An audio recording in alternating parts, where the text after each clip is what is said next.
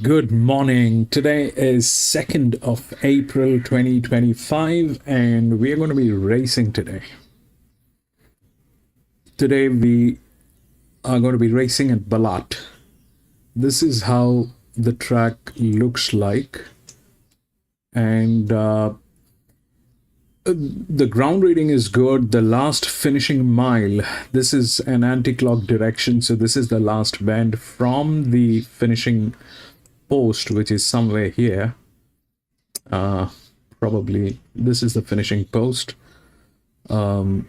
That's 450 meters. The last mile is about 450 meters. That's the shape of the track. It is not one of the best, not one of the worst. Now this track was I still think this happens to be one of the top 5 tracks in Australia. This is one of the best places. However, having said that, last time, that was last week when we tried to do this track, things were upside down. I am not sure why. I tried to look into it. That was an exceptional result that we got from Ballarat. I've never seen Ballarat playing like that. We have Ballarat again today, and we are going to see what we can do with this track today, and we're going to be vigilant. Welcome to Grandstand, and we do horse racing 5 days a week, and we do that in 2 steps. First, we try and identify the best horses through physics, mathematics, a little bit of understanding of horse racing, and once we have identified the best horses, that's when we take a look at the horses at the paddock or the gates, when we get the live stream from the paddock or the gates. If we find that all the horses that we have chosen are looking good and good to go with, we stick to our picks and place our bets. But if we find that there are circumstantial changes, we often step out or we make changes with our picks. It's horse racing, so we need to be vigilant. We need to be making decisions that are worthy and in favor of us. And that's exactly what we try and do.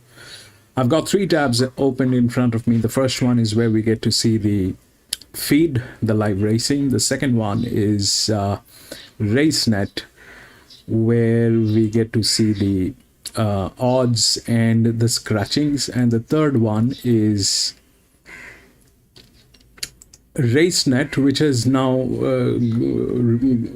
rebranded to something else, but this is where we generally check the results.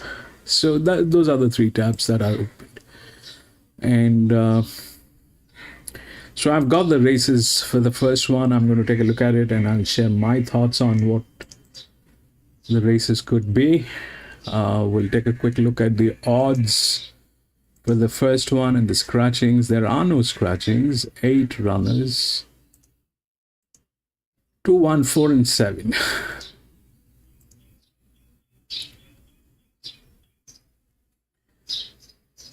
Two, 1, 4, and 7. Let's see if we got the feed. Nah. Well, we'll get the feed probably 5 minutes before the races. And we'll take a look at the first one.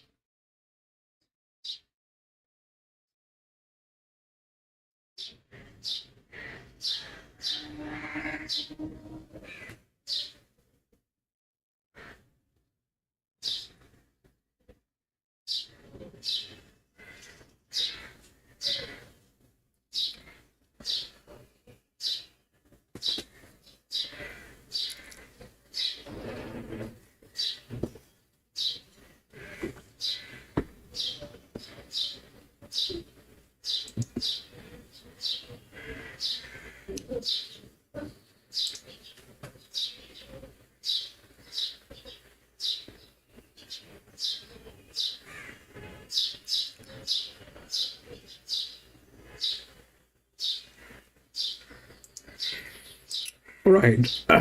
So this is what we have for the first race. If we look through the odds, it's 2, 1, 4, and 7. Okay. And if we look through the rails, that's 2, 1, 4. Now, 2 is the linear, well within the rails. It's 1,000 meter.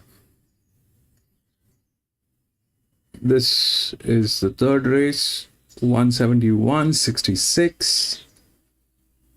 2 should win. And if the odds are right, I the 7 is the largest drift, that's true, but I do not like the BB on this. Instead, the other one, 8, is with advantage. So that's the only change, I think. 2, 1, 4, and 8. Ideally, this is the largest inner drift. So 2 and 1, we are kind of, that is something that generally works. The largest drift, this drift is more than this. So this is an inner drift. This should be the second one. About 4 and 8. This could be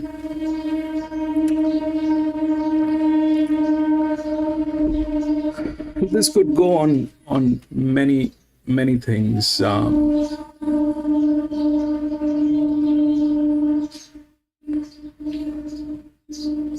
4 should be able to do this. There's a thing on 4. There's huge advantage on this horse. The highest advantages are with these two though. 5 and 7. But they this one is I could have taken this thing in, but I do not like the BB on this. So this probably is a very light horse. So it's a 450, it will have disadvantage. So that's there. But the rest, everything looks good. I don't think there's any problem with the odds. The odds are right. Apart from the 7, the rest of the thing is right. 2, 1, 4 is what I think it should be. And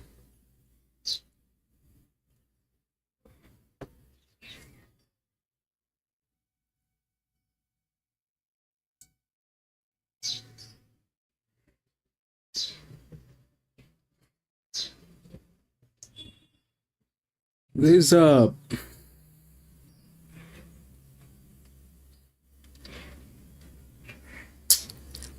pressure on this horse. There's a pressure on 3. 3 is not within the rails. It cannot win. But with that pressure, it might just get into the 3rd position.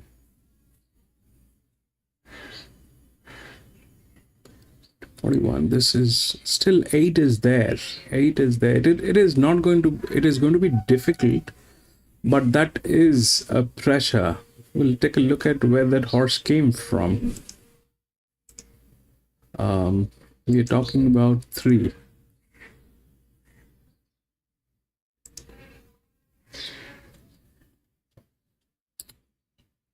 Kyneton. Difficult. Anyway, that looks neat. The first one looks definitely neat. That should work. 214 should work. It's either 214 or 218.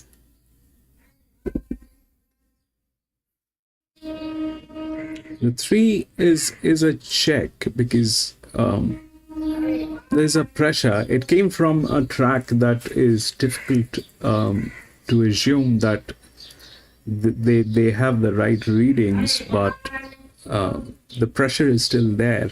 There's pressure. There's pressure on this horse.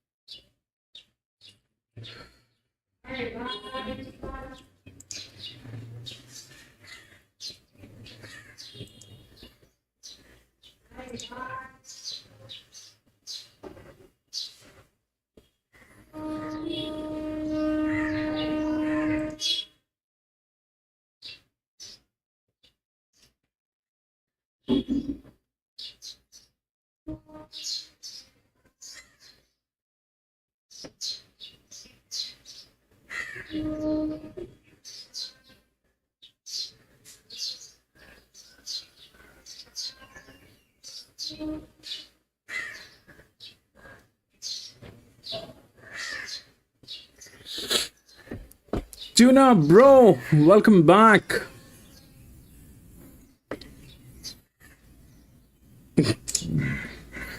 The first one looks good, Tuna.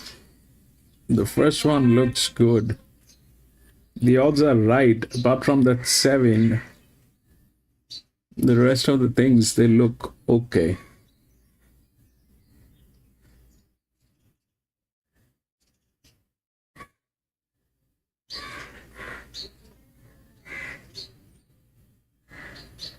They look okay.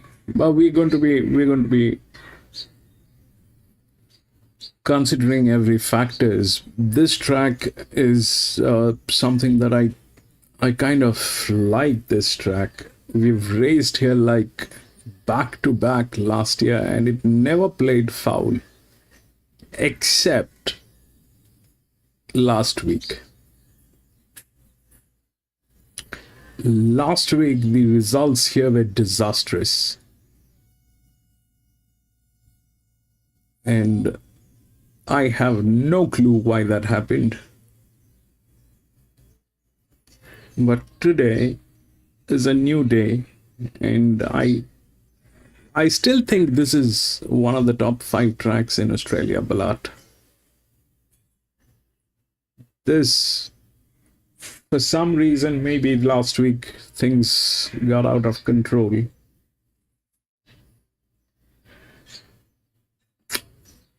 But we'll see this today.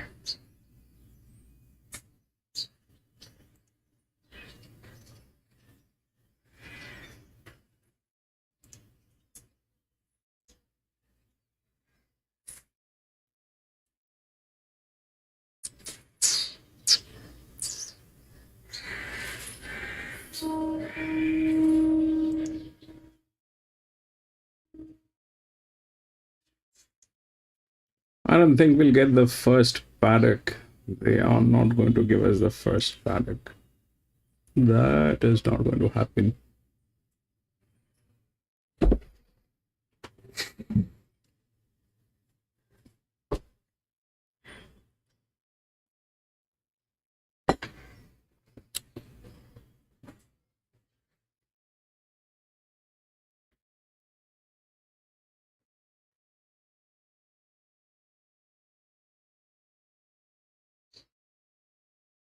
That's a Warwick farm.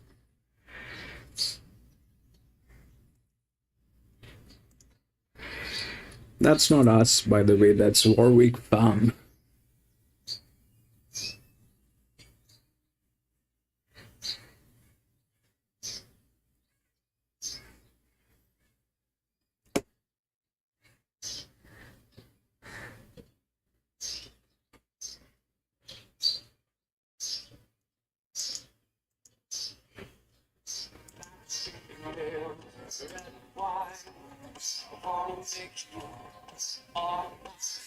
Good afternoon, everyone. Welcome to racing from Canberra today, the second time, and it's about 7 days. We raced here last Wednesday, of course, and today you couldn't ask for better weather conditions for this 6-race program, but a very important meeting as well because we're here for some great causes today and a memorial race as well, which is so endeared to so many people that knew the late jockey Stefano Churchy, of course. Yeah, that's exactly right. Lovely that the club's put that on. It was probably the worst race day I've had on a race course.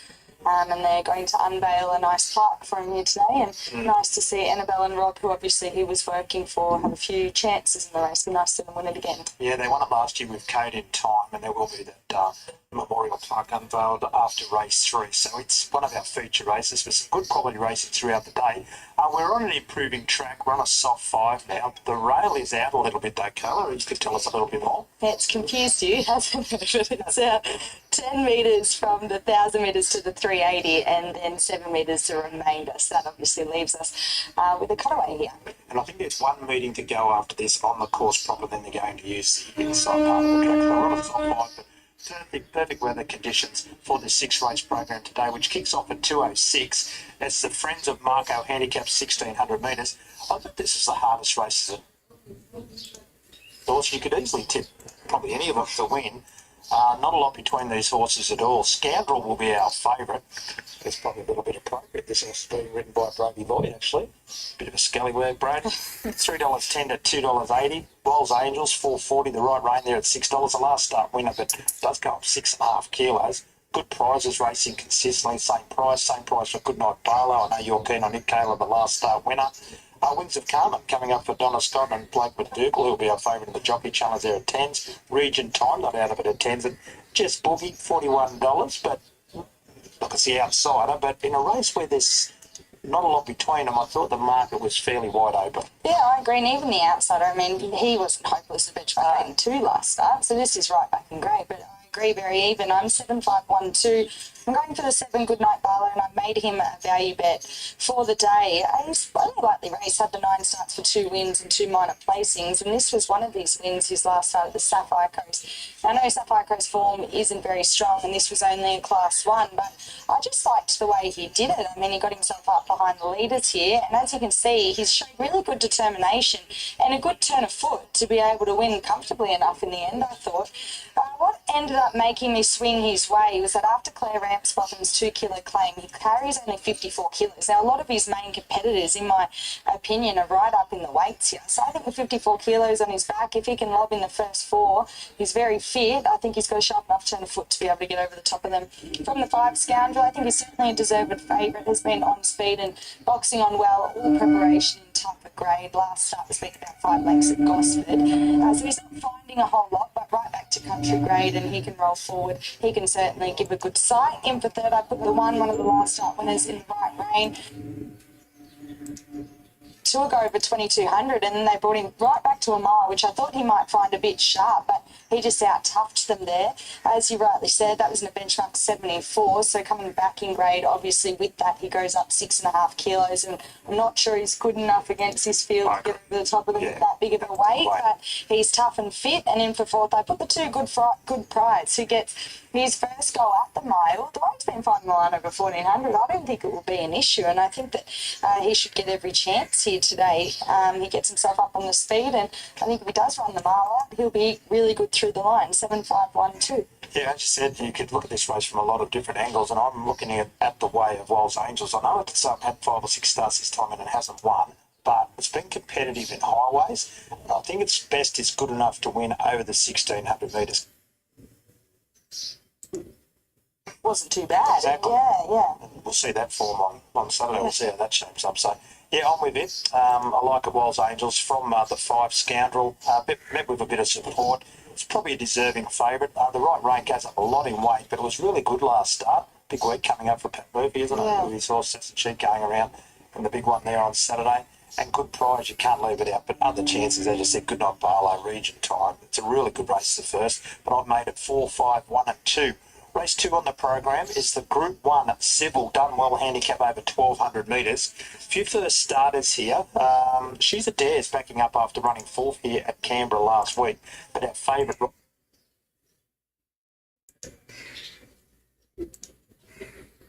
Should get it now.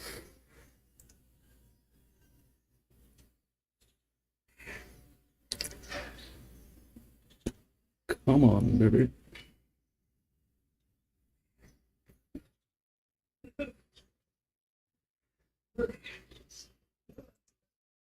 latest trial. So it's there at $5. She's a Dare, as I said, on the back up, same price. For I Corey. agree. You know, the See that again today? Yeah, she generally puts herself there, so yeah, we expect the same today, and Blake's good rider in front, so hopefully, yeah, she plays really well, and yeah, she can from there. We can't forget as well the stablemate, Rock Glory, here today for her second career start. First start. I'm going to be out of the first one, but 2 is the favorite, 2 is the linear, 2 should win. Hopefully, yeah, she always puts herself thereabouts as well, and hopefully she can finish the race somewhere and have her finishing up late. You also bring a debutant here in race 3, Mazzarotta Materazzi, I hope I'm pronouncing that correctly. How ready is that contender to come to the races today? Yeah, he's a big brute of a horse. But physically, he's definitely ready to come to the race. It's probably just mentally where he's got some maturing to do. But yeah, we're really happy with him. Happy to get him to the races today and see what he can do first up. But whatever he does today, we'll take the blow of out of him. So yeah, looking forward to seeing what he can do today.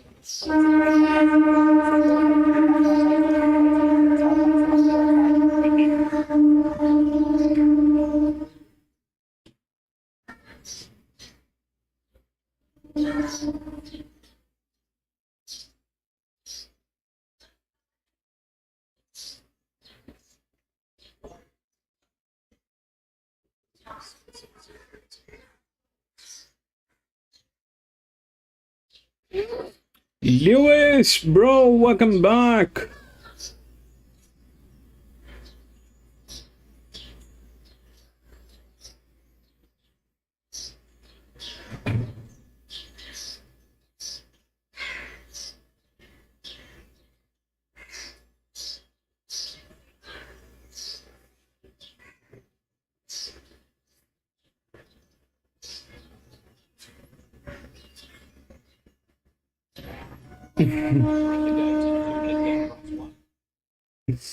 Okay.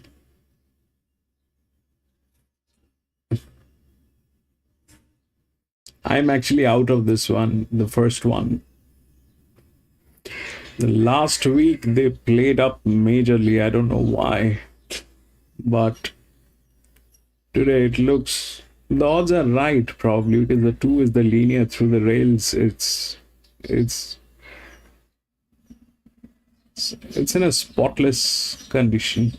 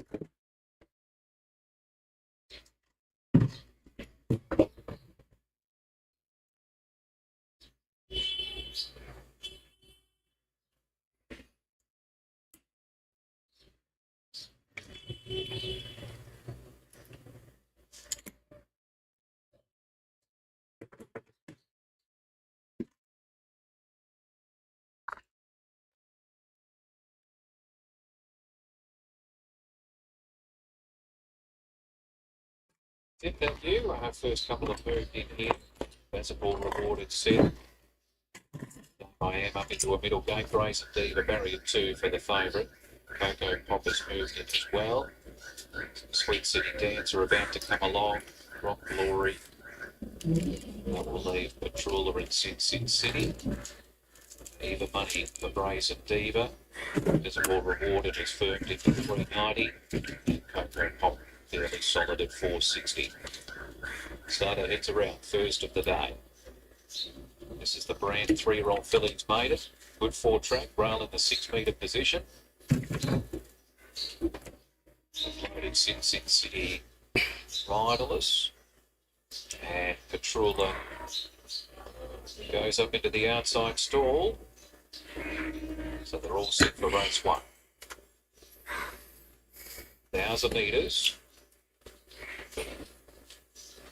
Gates open, they're underway. Brazen Diva was out pretty well. She quickly gathers pace and she goes through to have the front from Sin City, Rock Glory. Bazaball rewarded, Sweet City Dancer, Patrula remains wide out. And Dame I Am's drifted back to be clearly the last one as they come down to the 600. So Brazen Diva led from Sin City, Rock Glory. Patrula's just angled in a horse close to the fence, but still wide there, about 4 deep. Bazaball rewarded, Sweet City Dancer and Coco Popper in the next line, and the last one is Dame I Am. So they swing into the straight, Brazen Diva. Led a bunch to field here with 300 to go from Rock Glory, Sin City, Sweet City Dancer, Basketball Rewarded, just getting crowded for room against the fence. Coco Pop wide around.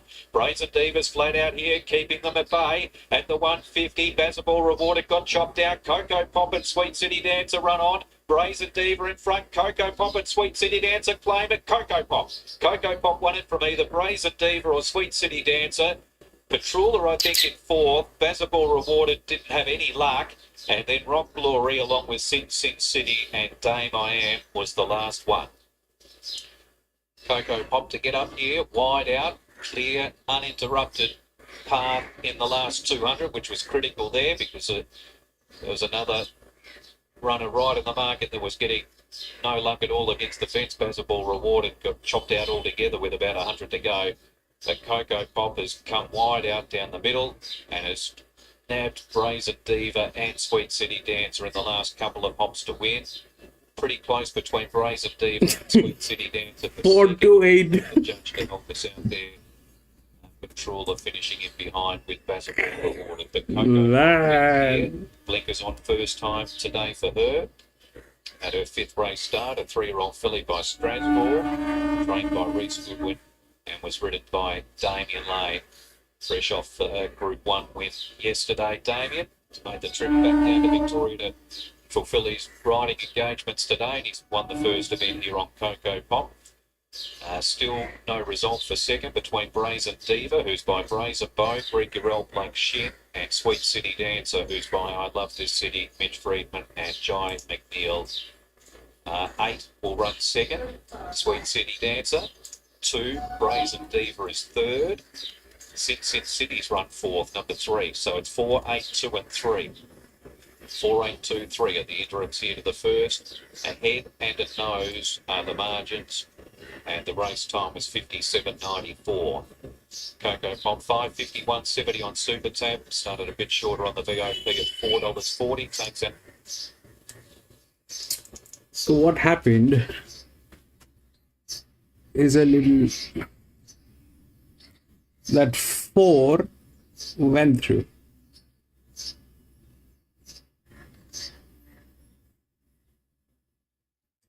Why? Because this thing has been running on this distance. This thing has been running on this distance and there was advantage. But that's pretty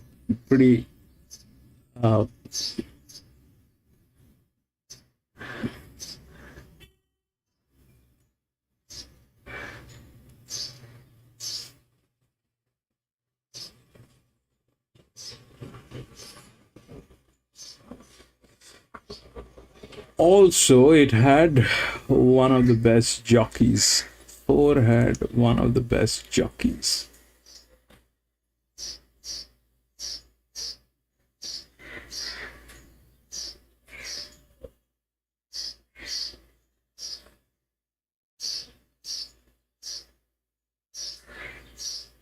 We spoke about this pressure. 1 could not sustain the pressure. 1 could not sustain the pressure. Okay, that is the first one. We'll go to the next. Let's see what's going on. 2 has been scratched. 8415.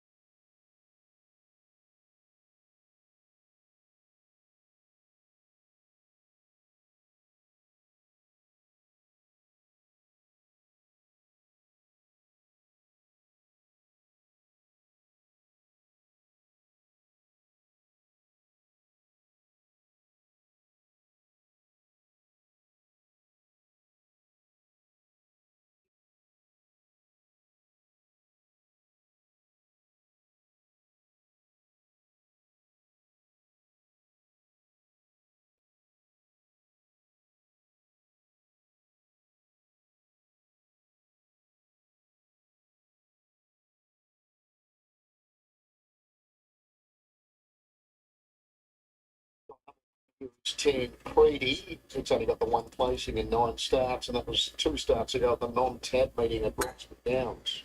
He went up to another non-tab meeting, Broken Hill, has got beaten 8 ranks first up. It's not easy to come into him, although his best ever career run was about 200 to 1, beaten 3 lengths. It's not a price today. Huge centre, interesting runner, and a new stable now with Paula Trent at $5.50 with that price. Ginger Center actually had some pretty handy form last preparation. If you look at some of the horses that beat him home when he ran second, Dunville, Savile Ice taking Omaha, they're not bad horses. He's quite a consistent horse. He's got good natural speed. He's had one recent jump out where he showed speed, was placed under some riding but held ground to win his jump out. He's $5.50, but he's been easy. The favourite is the 4 Premiers. You were keen on this first start, John? First up, she's drawn nicely enough. She's got a claim. She's not completely hopeless. $23 with Ladbrakes. The 7-7R has had a lot of chances. Only just missed first up, but that was start number 38, and that was at the non-tabs. Happy to work around. The 10 is the second favourite, One More Star. It's on the Will Clark and Nicky O'Shea yard, $4.80 with Ladbrakes right at the moment. Filly by Lean Mean Machine, who missed the start and got a fair way back on debut, but she closed solidly to only get beaten a length and a half. Not the sort of track you want to be giving others a start on here, but it was a solid debut and she's got a winning chance. So, John, you're tipping the 12, the Grunt Filly, having its first start for the Searle Kellerman team. I think she can run a race at a bit of a price here, So Polite. She was midfield in a recent Morphettville barrier trial. The horse that won that, Pure Hack, was a pretty handy horse. She went to the line solidly after covering ground. And then last week she went up and had a jump out and went to the line with no Bella under very light riding. I thought she showed good ability. Okay, $9 at the moment with Ladbrakes. Of course, Novella will be an odds-on favourite in the next. 13 is Miss Pantherlock. She's a horse that can win a race or two. A little bit disappointing first up at Kangaroo Island, but did cover ground. Prior to that, had won a barrier trial and gone quite okay. She's wanted a bit of a price that I'm not against. $20 with Labrage. The 14 Fusive only had the one start. What happened that day, John? It got beaten a mile. She missed the start by 7 or 8 lengths, and then basically she just cruised around under her own steam. That ride's actually the subject of a steward's inquiry as to the lack of vigour in that ride. I think just completely ignore the fact she got beaten that far. Before that, she trialled up well a couple of times, and she also had to get reinstated back at the Murray Bridge jump outs, which she did. She sat behind them with Lockie Nine-North aboard, made solid ground without much riding. She showed ability. $8 with Labrage at the moment, as is the 15 Third Master. On a quick backup after a disappointing run at Strathalbyn, but blinkers go on here. He's got a good barrier here, and he might be able to lead or sit outside lead, but his recent form hasn't been great. And 16, which is Lady Pariah. Another horse with good early speed from an inside gate, but her 3 race starts have been awful. She has been trialling and jumping out a lot better than that, but on race form, it's hard to come into. My numbers here, I've gone 12, 4, 14 and 10. I'm with the first starter, So Polite, to beat Premiers. Another horse who's in the market is Ginger Sitter. Paula Trenwin joins me. Paula, a recent Persia Spear stable after being with the Jolly Yard. Yes, we purchased him. I was looking for another one sort of late last year, and my vet actually said that he was for sale, and he does the same work for Richard. Yeah, he actually was sold to Malaysia, but he didn't pass the vet check. He was actually been vaccinated for Hendra, and they don't accept that. So they were obviously after a bit of a sale. So yeah, we've taken him on, and yeah, he's a bit of a fiery redhead. So yeah, he's a bit of a handful, but yeah, we'll just see how he goes today. And as I said in the pre-race, you look through some of his form there. He's racing second place into some more than handy horses, so you might have got yourself a value purchase. Well, we're only a couple of minutes, I guess, but his track works. He certainly doesn't leave his work on the track in the mornings, and yeah, that's why Stacey sort of gave him a couple just to get him going in his jump out, because he was sort of in front and he had no one to chase, and he's very, very lazy. So we better today sort of just around and hopefully follow. Well, he's drawn one of the outside gates. He might have a size, I'm not sure about it. Yes, that's true. Where do you think he'll get to from that gate? We've seen him previously show some pretty decent natural speed. Yeah, well, you know, we'll press, jump and squeeze and see where he lands, and just try and get him. Just try and get, even if he's a bit deep, just try and get a little bit of cover, because you know it's 1,050 here, so you've only got one little bend, so you go a bit wide. What would a pass mark be for him today? Oh, yeah, like top 3, yeah. You've also got another new acquisition, Tony Watchy, going around later in the day. What can you tell us about her? Yeah, she was picked up pretty quickly by her new owner, and no, she's a beautiful mare to deal with. Her track work is very slick. She's got some ability. So yeah, I just can't wait to get her to the races. She smacked her head in the float on the way to opening the other day, so we had to put the scratch and we got there. So, no, I'm looking forward to seeing her race. Well, might be a little value chance there. Might be a pretty good line here, Paul. So we'll let you go and find a vantage point to go and watch Ginger Sitter. Good luck with him. Thank you. Go Timmy. Timmy, there you go. There we go. For the first. Welcome everyone to Ballarat today. 8-race card with Fortune Company. And yeah, the favourite here, the red jacket drawn out wide, but it's a straight run to the corner from the chute. They're set. And off and racing. Pandier had nice speed out wide, as well as Seminara. And there goes Bright Show heading forward. So it'd be Bright Show, Seminara, Ginger Sitter. Then came behind them Third Master. The next one, Tancredi. Lady was right on the speed. Wedged in that group there was one more star. Further back now, Pandier. Then came Miss Panther. The next one, Ginger Sitter. Last of all was So Polite. They swing up towards the 550. They're about to straighten up here, and in front, Third Master making play to Bright Show, then Lady Pariah, Miss Panther, Effusive, Seminara, Pandier's hooked the widest, Tancredi a long way back, So Polite's making good ground, then Ginger Sitter, and one more star up to the 200, Effusive now, ran to the lead, put up about a length and a half on Third Master, So Polite, then Pandier, who needs to pick up. Effusive in front. Pandier's coming now. Then Ginger Sinner. Effusive, though, still in front. Pandier's coming with So Polite. They hit it. Effusive beats So Polite, who ran second. Pandier third. Then Ginger Sinner. Miss Panther Lot, one more star. Then third Master. The next one through the line was Lady Pariah. Then came Tancredi, Bright Show, and Seminara. Had a massive drift of this winner at number 14 at first year, and that was a massive ride by Wycliffe Nigel. Go watch back and watch the replay from start to finish. He has produced an absolute gem on his first quality by a Street Car Express to win John's on top selection. So Polite, it's run really well on stage. He's going to get second just in front of Palmier. We're waiting for that to be confirmed, but little between the three of them right on the line, as you can see, it does look like this will be those 14, 12 and 4. She missed the start very badly on debut and basically went around for practice there and not put under pressure. She missed the start a little bit the other day at her jump out. Azhar, welcome back. Was able to produce a good ride. As Terry suggested, go and watch films and have a little look at that one. The second horse, if she gets second, So Polite has run really well.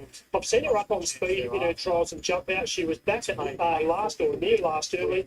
Well ridden by Tegan Bourne to safe ground, and she's been very strong late. Camille has run well, and I'm sure Paula Treadwick would be absolutely wrapped with Ginger Sinner. He might have only run fourth, but he's been beaten half a length, and he's finished the race off as well as anything. Miss Panther just behind him wasn't beaten far either. Danny Kerr's going to join us on behalf of the Phillips Stakes team. And Danny, I think you're going to be rescued from strapping duties as well. Who's that giving you a hand? That's just a late part. Fantastic. Okay, this is the second one. And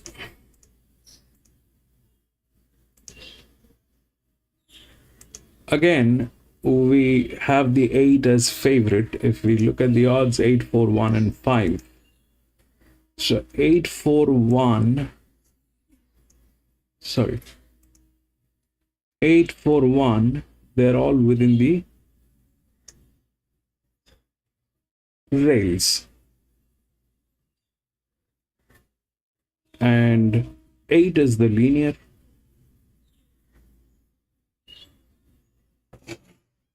Ideally it should be 8 and 1 because of this drift. This is bigger than this one, so 8 and 1 should be the thing.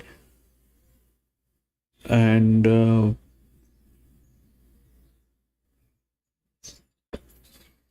but this one has just one race.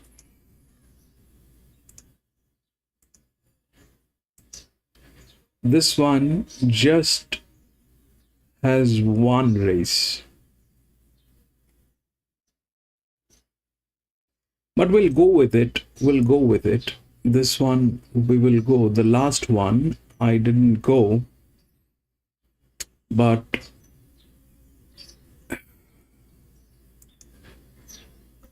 this one we will go. It's got one race. That's the only tricky part of this game. It's got one race. The pressure is 61%.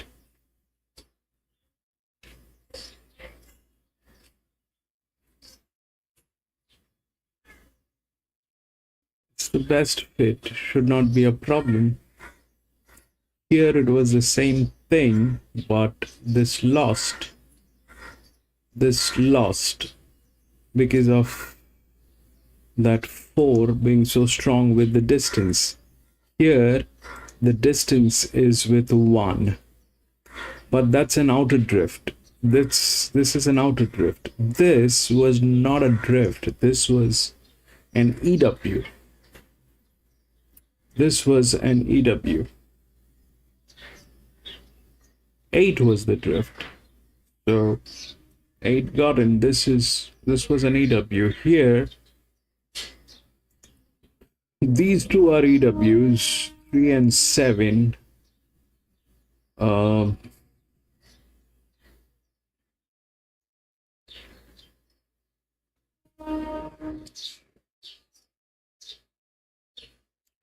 of which 3 is better managed.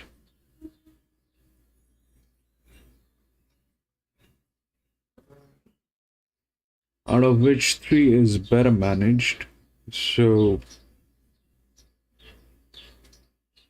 5 is in good hands. So one of these 2 will get in. 3 and 7 will get in. 3 and 7. Out of which I kind of like the 3 because of the management. This one I am not sure.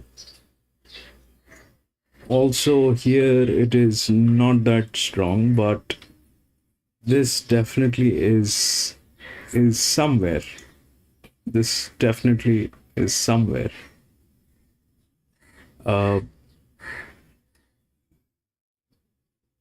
3 is a check. 8.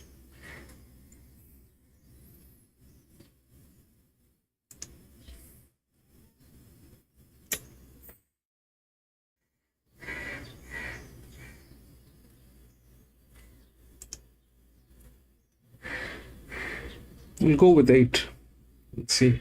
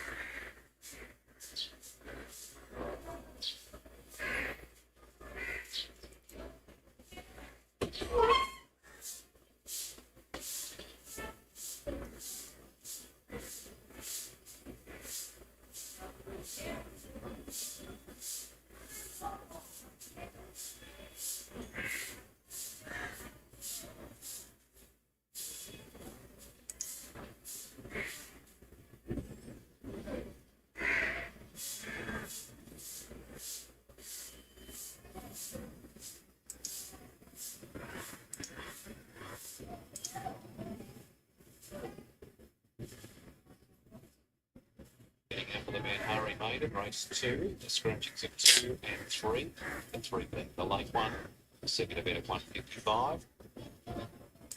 Corey, thank you so much for your time. Great to see the 18. family sporting women's racing merchandise as well. This filly comes in well supported, and it's easy to see why when you look at the racing and the company that she had when she was first up. So 8 is getting tailed. It's got one race with 61% pressure, and that pressure is coming from a reduction. That pressure is coming from a reduction. So I'll be out. I'll be out. It's a lot of pressure. The horse has a lot of pressure. Probably it is not up to the caliber, because this is a reduction, and with that reduction it's 61, and it has one race. It is getting tailed. I'll be out. Out.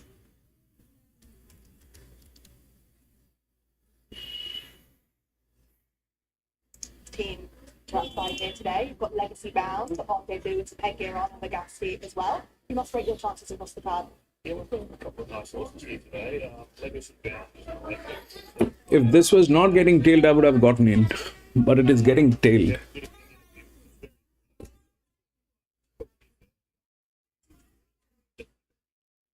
And Magasti as well. Gusty, that's a tricky race, but stepping up to 2,000 metres, Jamie might recommend us go to that straight away.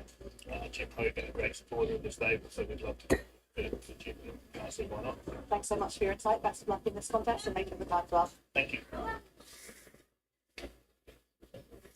Where is that reduction coming from?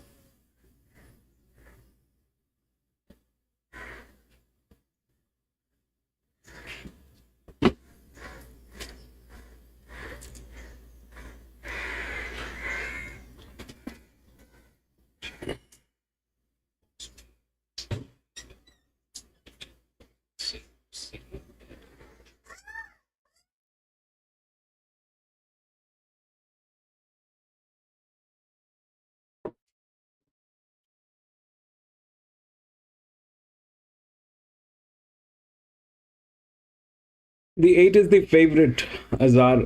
I'm going to stay out.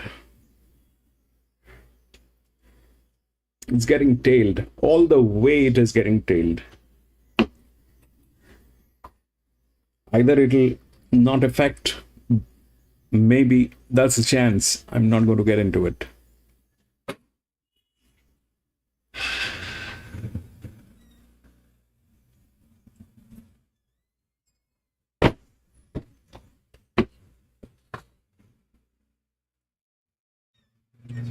So 2 minutes out, race 2.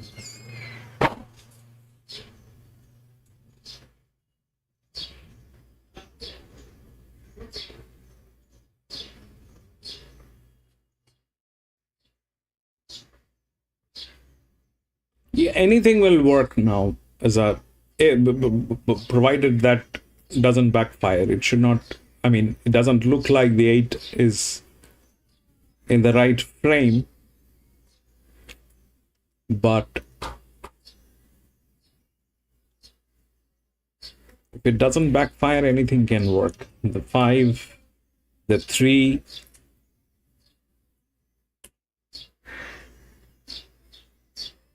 Lewis 4 Ballarat.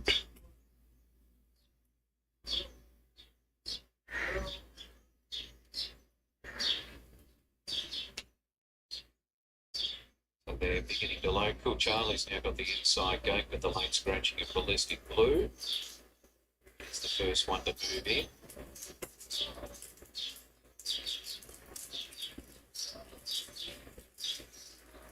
Nephilim has moved up. Joy Magic goes up into her stall. Very short price favourite. 5 is in the best hands. Foxman is the next one As a load. So just 2 more to load. Jahanga and Sino City. The field will be ready for the second of the day. Starter heads around. This is the Manhari Maiden. On Joy Magic into $1.35 on the VOP. Sino City's low. yeah, that is also, that's a drift. It should get into a place. Winning position is difficult. You need either the linear or the EWs. Foxman's gate. I mean, right now anything is possible. So there's nothing that I want to talk about at this point of time. We'll see what's going on. Their tails in third position. Then came the Nephilim, followed by Cool Charlie. Sino City drifts out to be the last one. So Foxman holds the lead from Jahanga with 600 to go. Montjoy Magic's getting a lovely trail 2 lengths away in third spot. The Nephilim in fourth. And then Cool Charlie. And last remains Sino City as they head around the turn. So Foxman led from Jahanga. Montjoy Magic just being pushed along here to try and make some ground on the lead pair. She's the first one to be shown the persuader too, so she has to lift a little bit, this short price favourite. In fact, she's losing ground as Jahanga ran to the lead from Foxman, Montjoy Magic, and then the Nephilim. But going strongly is Jahanga. 5. Race 2.5 in front of Foxman, and Jahanga's going to prove too strong. Jahanga by just over 2 lengths to 5. Foxman. Montjoy Magic ran third. The Nephilim in fourth place, and then a decent break back to the last pair, Cool Charlie and Sino City. So the odds-on favourite was in trouble from a fair way out there, and the 2 front runners sort of escaped on the rest. And Big one. That's a big one, Azar. too strong for Dows, welcome back. Jahanka was well Five. dancing in his debut run at Warrnambool, but he was just fair there. And if you're going to make a defence for him that day, he did have a bit of a wide run, but he certainly sharpened up much more today. Took up a closer position firstly, and then there was certainly some guts in his finish there where he pulled away from Foxman. Montjoy Magic was flat out just holding on to third in the end in front of the Nephilim. So the interims are 5, 4, 8 and 7. 5, 4, 8 and 7. The winner, Jahanka, is a 3-year-old by I Am Invincible, trained by Anthony and Sam Friedman, and was ridden by Jamie Mott. Foxman second, number 4 is by Rich Enough, Andrew Bobbin, Jack Hill. 8, Montjoy Magic third by Star Spangled Banner, Robbie Griffiths, Damien Lane.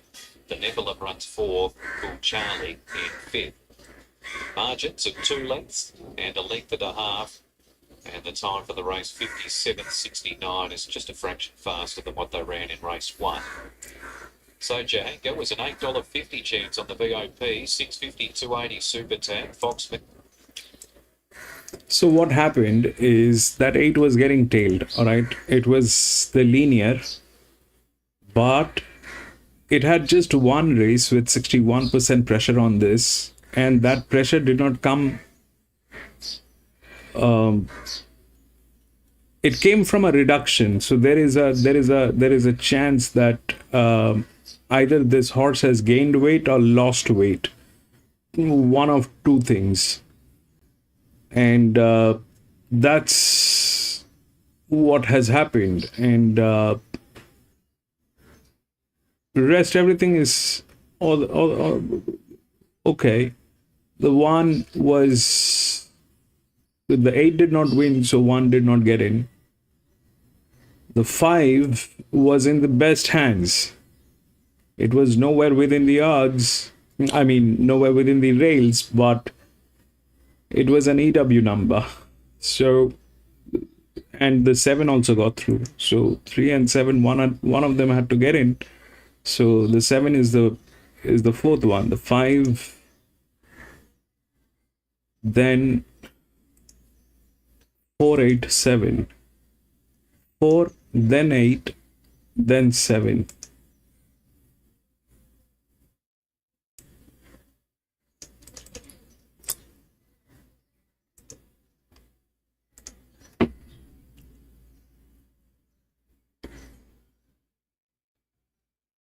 Six got scratched.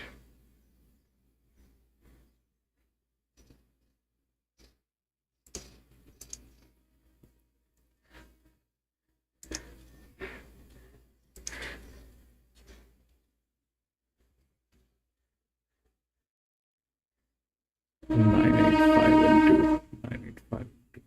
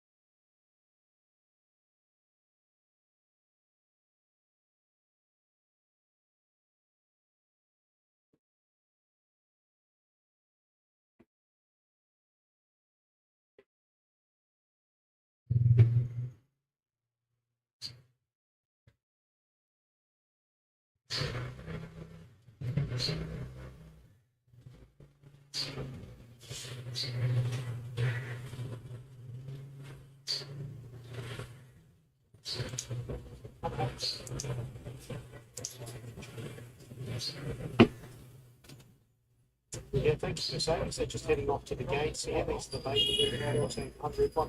It's very short. Number 3, Novella, $1.45 into 133. Looks hard to beat. 6 Future Command, $6.50 to $7. 4 Pianta, $6.50 drifting to $9.84. High Hills on the drift as well, 12 to 16. Flat down the page. Nothing else is curving up also. So the market just keen on one runner here, which is 3 Novella. It's $1.33. My selection's here for race 2. 3 on top, 6, 9, 11 for the minus. You think names here. Getting to the gates here, Ballarat.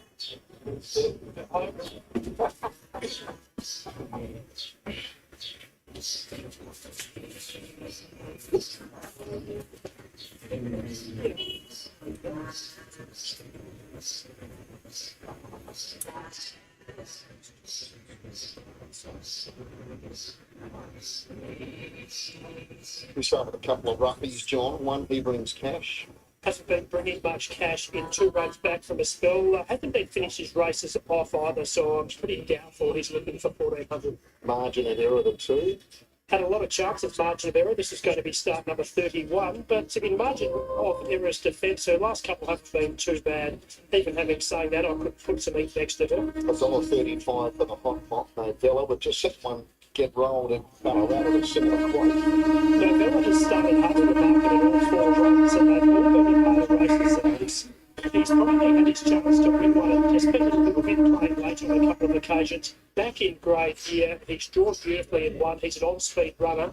He doesn't win this, I'm not sure where he goes. $9 for the 4 Pianta, a newcomer for Aaron Bain, Ned Taylor. Bit of an interesting one for the Bain Taylor yard. It was a very cheap purchase, around about the $5,000 on English Digital. He's had a few chances, Pianta, 12 of them. He gets over a bit of ground. Recent barrier trial at Murray Bridge was fair. The 5 Toes and Storm at $51. I thought this could run a cheap race, Josh. Didn't really surprise me that he improved last time because his trials and jump outs had been better and he did improve. He made ground late at Oakbank over 1,100 metres. I'm with you, Terry. I'm not against him at the 50 or 60 to 1 here to at least run a place. $7 for the 6 Future Command. It's the second favourite. He's the horse that's got a couple of ratings that could press Novella if he decides to put in, but his last couple were well below what he can do. His first 2 runs this sprint had a lot of merit. He covered a lot of ground first up. He ran well second up the sprint. 7, the Punk Rockets, the first start of the show.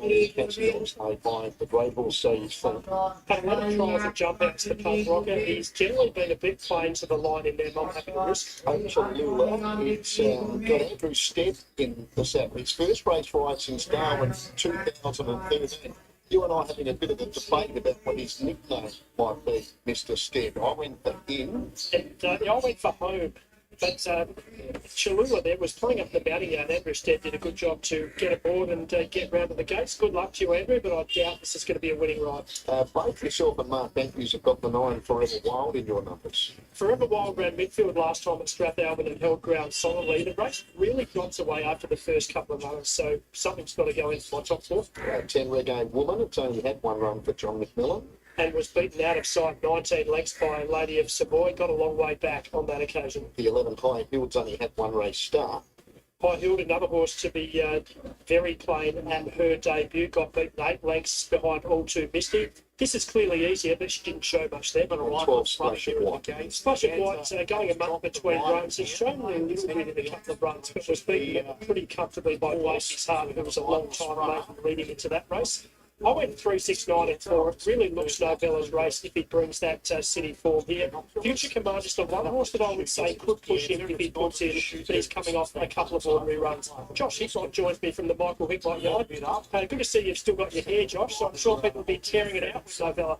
Yeah, look, he's been a frustrating horse. We haven't really been shy of the ability we thought he has at home. Early days, those first couple of rounds, we were quite bullish going into it. As I said to you, John, the confidence today in the horse's ability, just sort of a question mark on his play. I really want to see him put a horse away. He doesn't do wrong in the run, laying out, laying in, and just want to see him do it before we dive into the shorts. Just having a look on the screen there, horse number 4, Pianta, is riderless. He's partnered with Brooke King somewhere behind the gates. But last start, had his chance, didn't quite finish the race off. Yeah, look, comes back to that mental. We've been waiting for Penny to drop on this horse, and he just hasn't yet. So he's got a motor. Everyone rides him. Even Todd that's riding his truck works always seen how much ability the horse has, but he just doesn't want to go straight. It's simple as that. He hits the front. He has a look around and tried blinkers and all that sort of stuff, but we're still waiting on him. Hopefully the step up into the 1400 and even further next start can help, I guess, alleviate those sort of wayward concerns. When you're talking about his greenness, maybe Gate 1's a bit of an asset for him to have that rail to follow him. 100%. Yeah, look, the instructions to Todd are going to be to just jump and follow that rail around, hopefully with the white strip on his left side. He can, just, I guess, go as he likes in front. We're pulling our hair out, like you said. Do we go ride him like Bo Rogan, ride a Jenny, or do we ride him like Chautauqua? We have to do something. But yeah, I just think he's enigmatic, and we're just going to try some graphics to get there. Sorry, I'm just interrupting there. Horse number 4, Pianta's actually got loose again, and he's coming around the reverse way of going about the 1800 metre mark. So I think it's possible on this. But to say now that he's loose, he might be a doubtful one. Sorry, Josh. He's been up for a while as well, but he's going for a spell if he happened to get his maiden out of the way. We actually gave him a freshen up after Murray's run, so that sort of was, I guess, a break in itself for a horse that's got a lot of residual fitness and eats well, doesn't work easily. And look, after this, we'll just sort of see and get Todd's feedback so we progress from there. But he's one of those horses, he's going to win a maiden one day and really go on with it. At $1.26, you just couldn't do it today. Fair enough. You've only got the one runner in today, but I've just touched on Spirit of Camelot, who ran last week. Didn't get the money for favourite backers, but I thought still a good run. Yeah, really strong. Reports from both Todd and jockeys behind her that she just laid in around that bend there, so she has a tendency to do that at home, but never seen it to that sort of extent. So we're just, putting a pen to not being as I guess, judgmental as maybe some punters would be, but look, we'll assess all our options. I think the City of Adelaide still remains a nice target for her, and look, we've got here at 140. more than enough sort of traction on the horse, but she's well above average, and she's going to get her chance in stakes graders. Next one to run after that or one after that. She's going to get there. Excellent. We've seen her in stakes grade before. She's had a fantastic race going back around here to race a year ago when she got that black type around the Parks track. And I'm just hearing as well that horse number 4, Pianta, is a late scratching, and it looks like the clerk of the course has just about, or has caught Pianta now. It's certainly very close to Pianta. No, in fact, Pianta's got loose again. So there'll be a further delay here. We might let you go up and get a vantage point to cheer on Novella, Josh. Perfect. Thanks, John. Thank you. There's Josh Hickmott, who's representing Michael Hickmott here, and just the one runner for them, but hopefully they can go back with the cash, and punters are definitely hoping so also. Yeah, of course, Josh's dad, Robert, with Revelare, which we thought might run last Saturday in that golden ticket race at Flemington, John, but we know that he's having a break right at the moment, but he's an exciting horse. He definitely is, Terry. He's a fantastic horse. He really knows how to find the line, Revelare, and he's been cutting us away from some of those high benchmark races over in Victoria. It's great to see ex-South Aussie Ryan Hurdle being associated with a really good horse, because we know that Ryan was a good rider when he came over here and probably just needed an opportunity. He's definitely found one with Revelare. Aaron Baines grabbed his horse here, Picanto, so Aaron's taken it into his own hands now, and this situation has been rectified. They'll clear Pianta from the track. Brooke King quite okay. You can see her standing there behind the gates. It was obviously in the market, one of the top three in the betting, but with that, Novella now into $1.25, $7.50 for number 6, Future Command. Probably not what you want to see. That was scratched. $1.30 or $40 is getting a deduction behind the Four. outsider. Yeah, exactly right. Novella, John, do you think this will just pounce on the bunny and try and do it from barrier to box? He might. I think he'll either lead or box seat. There's a number of, to be fair to them, slowish horses in the race. I'm sure Tom's won't be wanting to be trapped behind too many of them. He's got a good gate. He's on form, the best horse in the race. I'm sure Tom will want to be positive on Novella. As I said, the only other horse who's got ratings who could challenge him is Future Command, but he's coming off a couple of runs that are below par. And he's also got a tricky map. He's just gets back a little in his races and has drawn. He'll come into game 9 after the scratching of the answers. But he'll have to be giving Novella a little start and maybe cover a bit of extra ground. But he does have that ability to win the race if he produces his best. We're on the Parks track on Saturday at Waterville, 2 feature races, the Dequitable Stakes for the 2-year-old fillies, and also we've got the Nitschke Stakes for the 3-year-old. So that's what we've got to look forward to on Saturday. We'll be previewing that meeting tomorrow night on Get On SA with Tim Yapen and Simon Marshall. So the short price favourite here for race number 2. John's numbered here 369. It's 369.11 for Mark Matthews. And here is Ballarat joining us. Future Command, the final one. If you're just tuning in, the answer's been scratched. Got the rider at the gates, rider AOK and his horse, but just took a while to mop up that runner. As Future Command goes in, last one below here will be the 8 Cholula.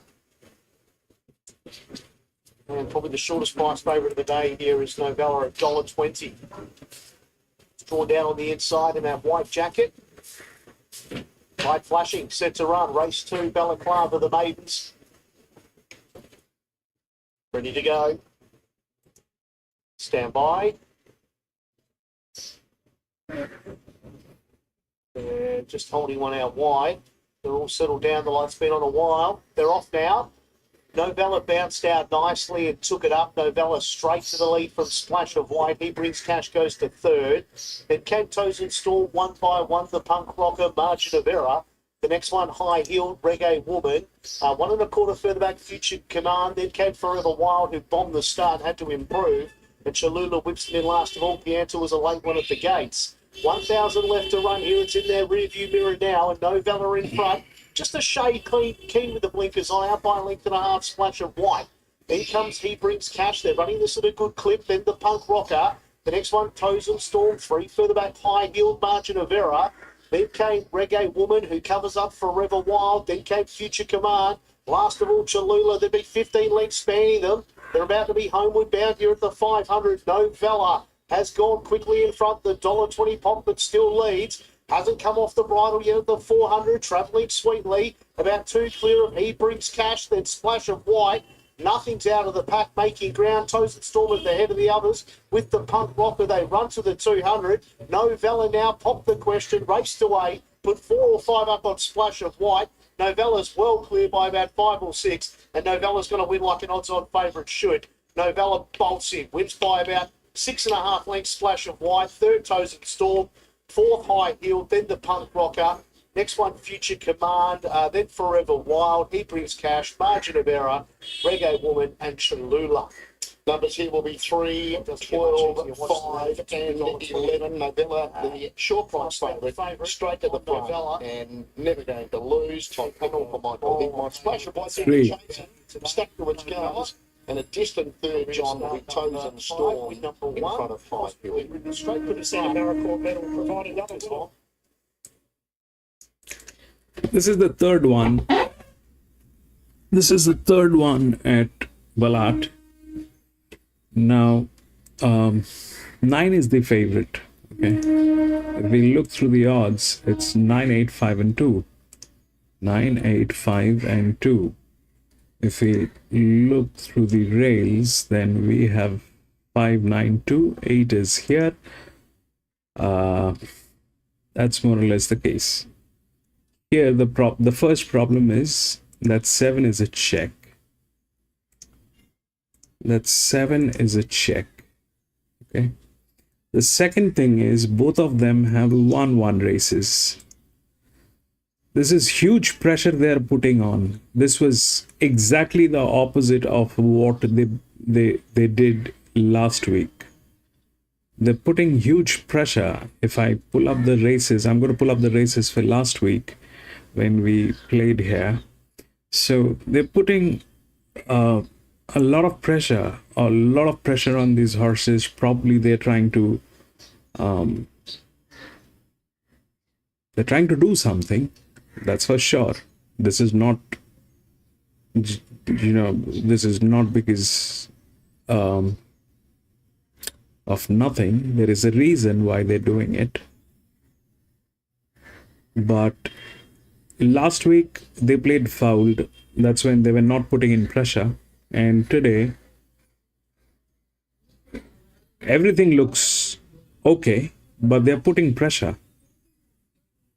And the pressure is a lot of pressure. That's 1-1 race. It's 61%. Here, this was one race, 61%. It is the same thing here, 61%.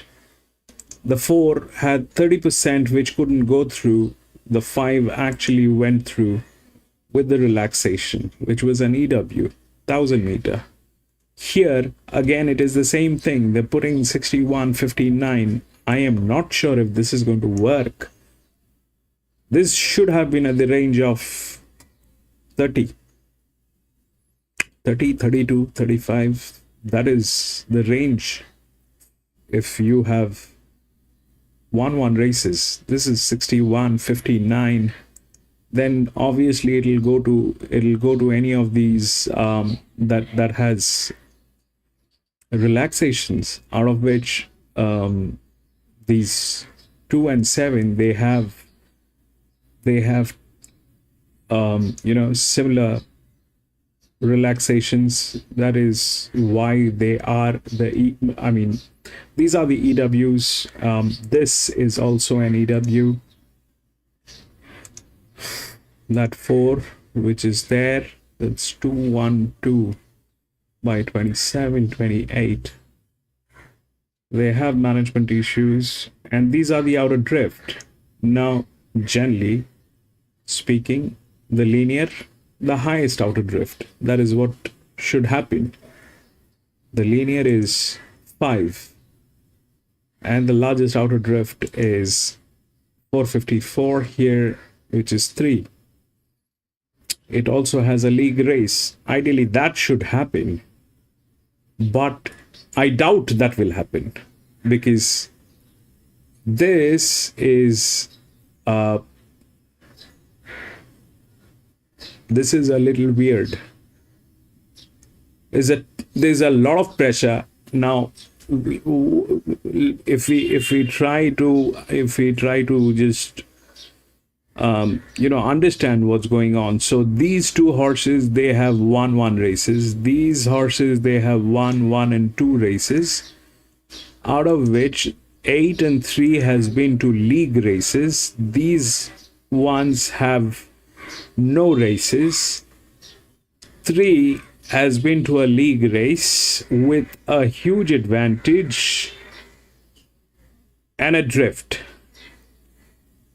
So that makes 3 a check. 3 is anyway a check because 3 is the largest drift, the largest outer drift. There are no inner drift. There's the largest outer drift. If we look at the gate number, then this is gate number 8. This is gate number 7.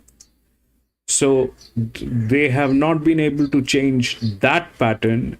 They still have not. They still cannot change the gates like in Randwick or Flemington or Rosehill when we were playing yesterday. The drifts, they were in any random gate, but these tracks, they still do not have the technology to do that. They always have 2 of the tailing gates. So that makes sense. I mean, this is how generally it works. The largest, the linear, then the largest outer drift or the largest inner drift, and then the second one with the advantage, the third one with the advantage. But here the problem is these two have 1-1 races with that kind of pressure. Are they in good hands? They are in very good hands. But somehow this is not working. Here it did not work. That same pressure, it did not work. Here it is the same thing again. So I am not going to get into it.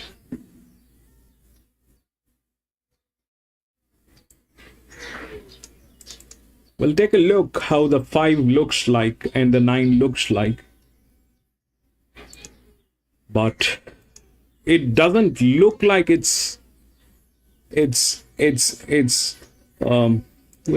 take out the Ballarat last week.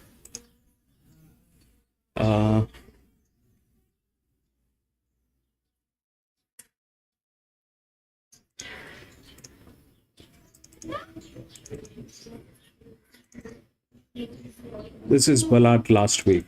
The only race that we've raced after a long time.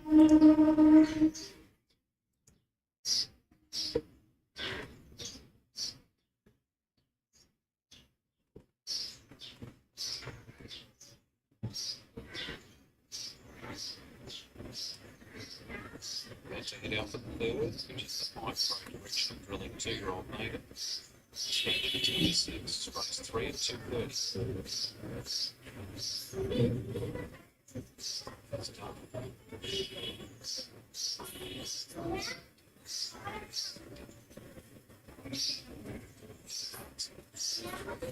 No, this will not help because this is on a different format.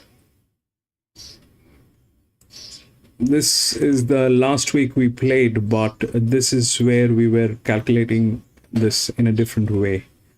I can't get that, so this will not help.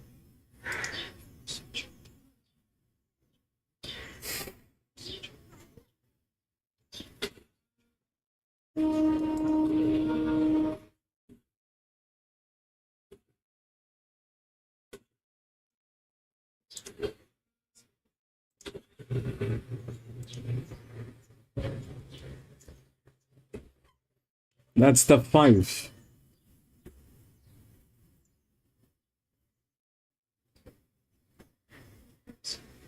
It's not getting tailed, but still that's a lot of pressure. That's the linear. That 5 is the linear.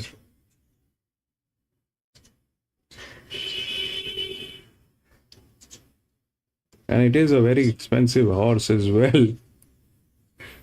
It is a very expensive horse.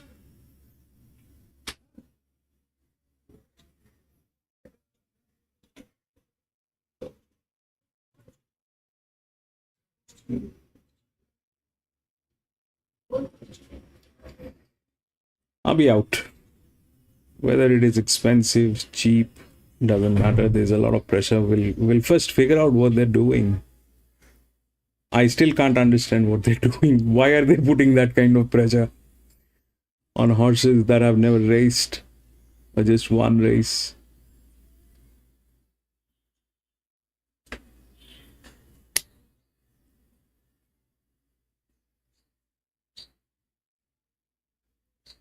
thank you so much for your time, as always.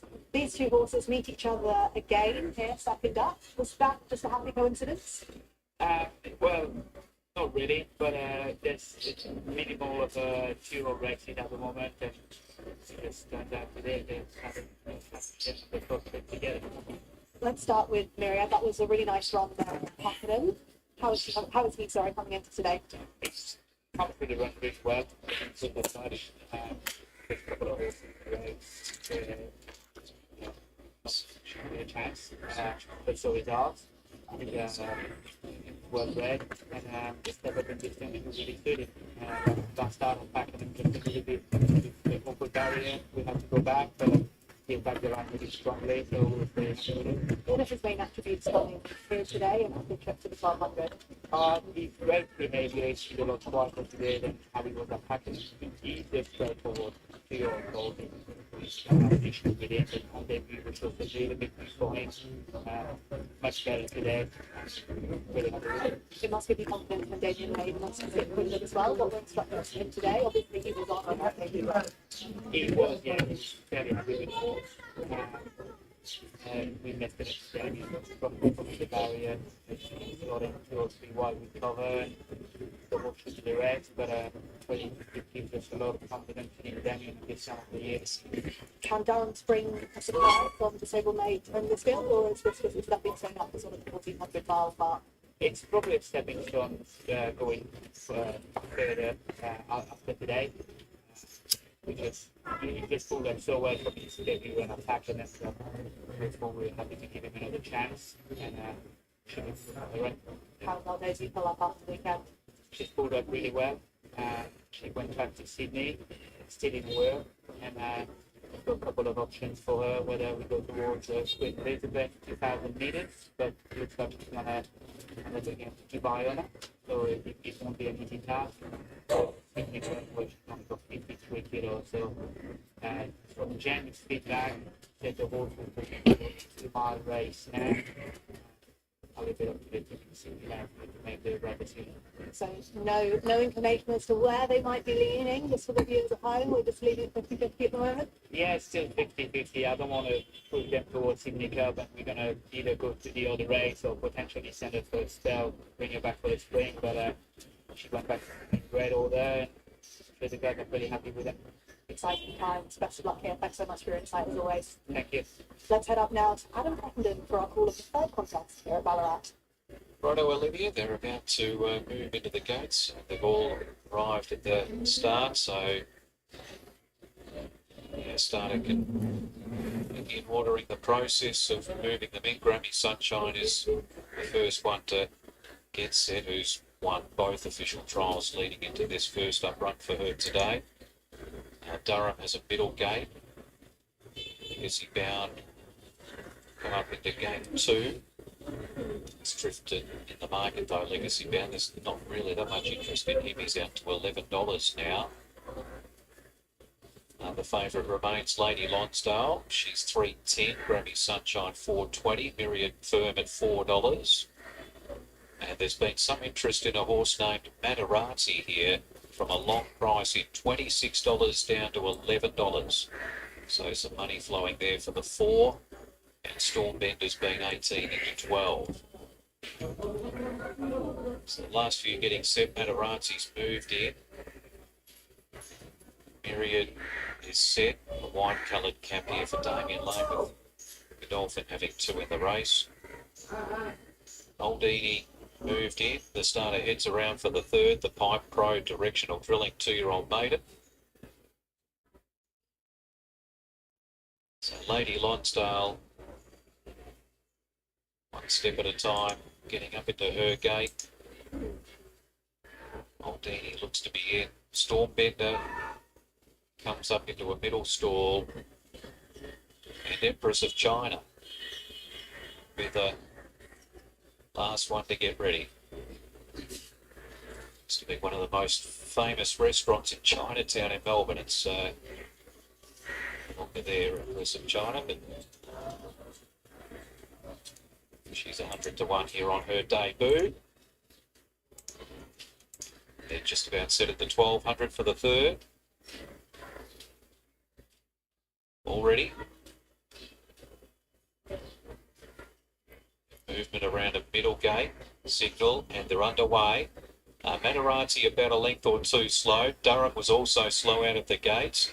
Out pretty well here is Legacy Bound to go through and lead from Storm Bender after they've gone 100 metres.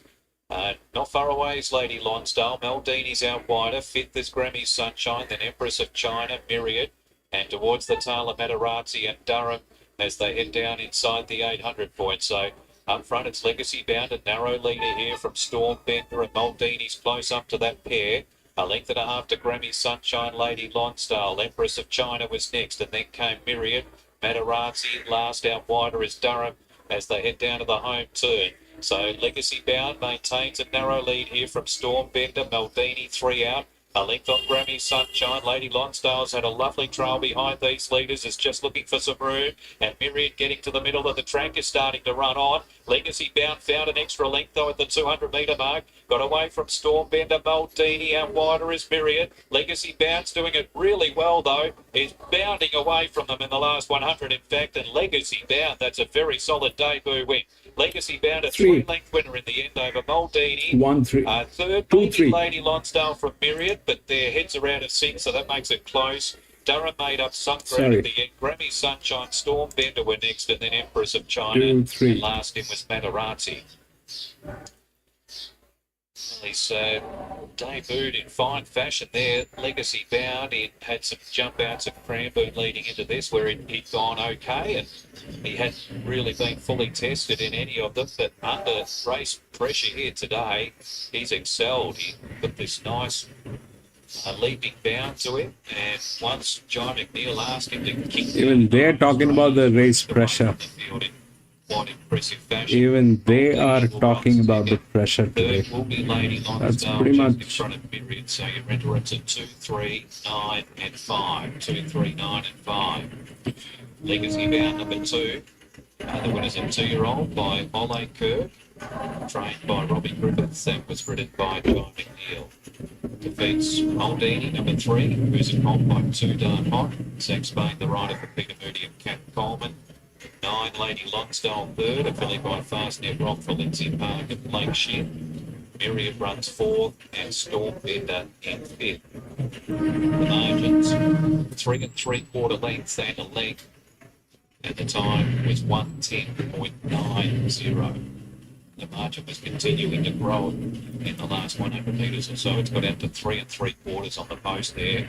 Legacy Bound, not really wanted in the market. $8.50 starting price. So, as I mentioned, when they loaded, he got out to double figures. So he just tripped back up in the last minute of betting into $8.50 at the jump.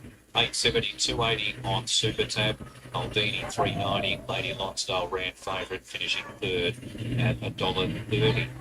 All right, Corey Smith's going to represent Robbie Griffiths once again and chat with Olivia downstairs. Rory is alongside me now. You mentioned in the pre-race interview for the previous that finally said he was.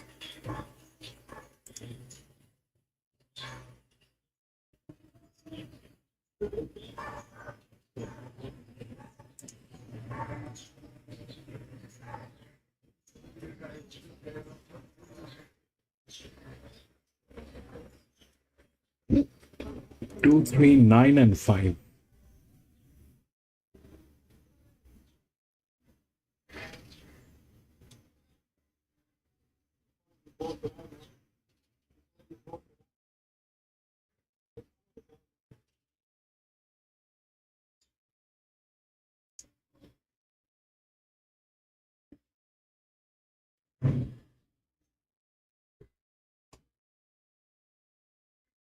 Nine, 8, 5, 2.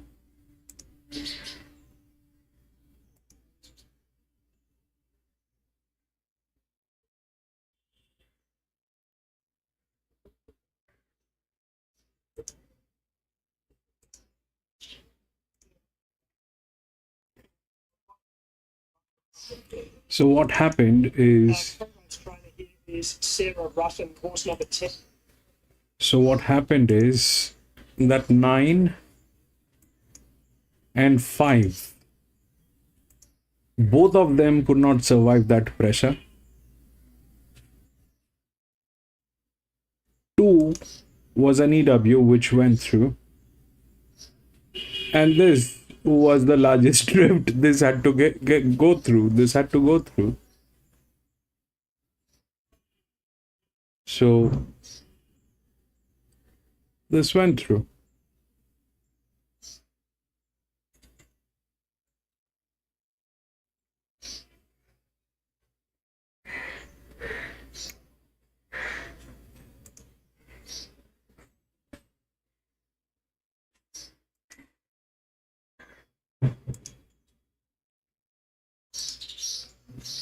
Two, 3, 9, and 5. 2, 3, then 9, then 5. Did not work. That pressure did not work.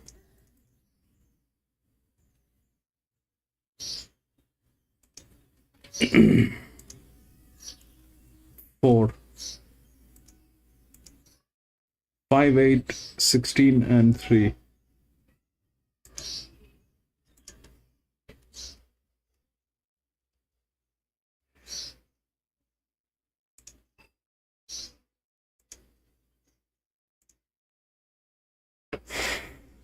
What are they trying to achieve by doing this? What are they trying to achieve?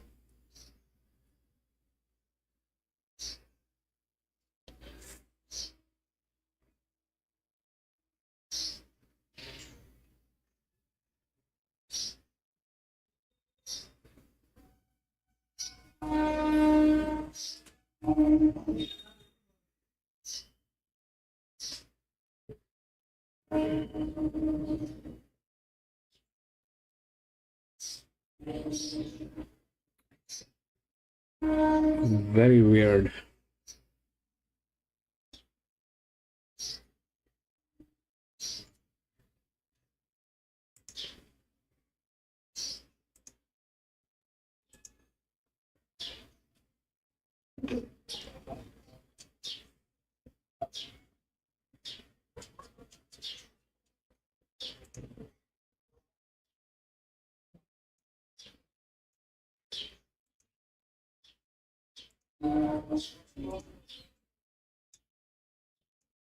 Thank you, Mercedes. They're just heading off to the gates. It's 10 for Martin Roseberry is the favourite, 2 to 165. 3 only chance we get, 480 $4. One on top of number 11, Light My Way. It's been easy, 460 to 550. And then you have the next one. The odds on shorty here is the 10 for Marvin Rose 3. My number 0, 11, 10, 3, and 5 for those 3.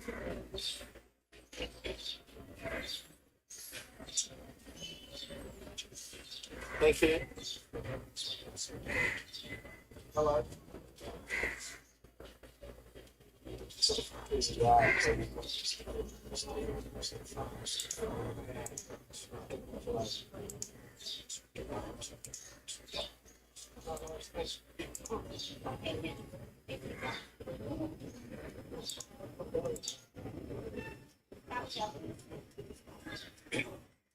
Off to the gates here, Balaclava.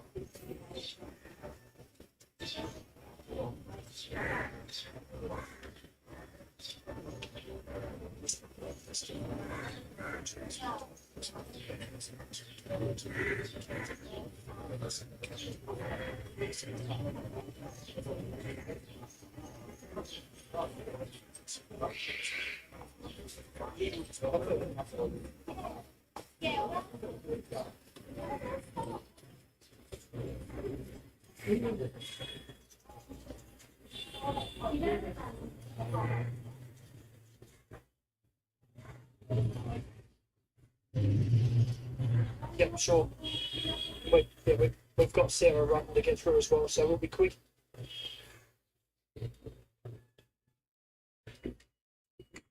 Oh, these John won't have to mention too much about. Yeah, if I can't say anything nice about him, I won't say much. Yeah.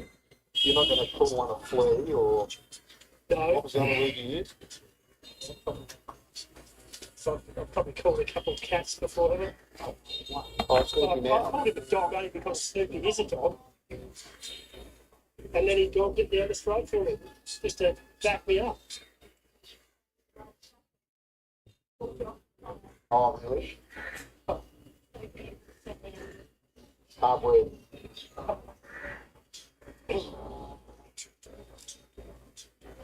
Snoopy's been hard work. He's a punter as well.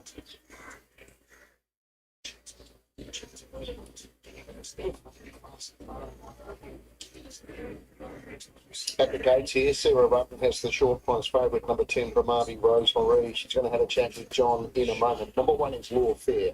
Hasn't done much in 2 race starts, but might get to the front here from this wide gate. 2, Mackenzie.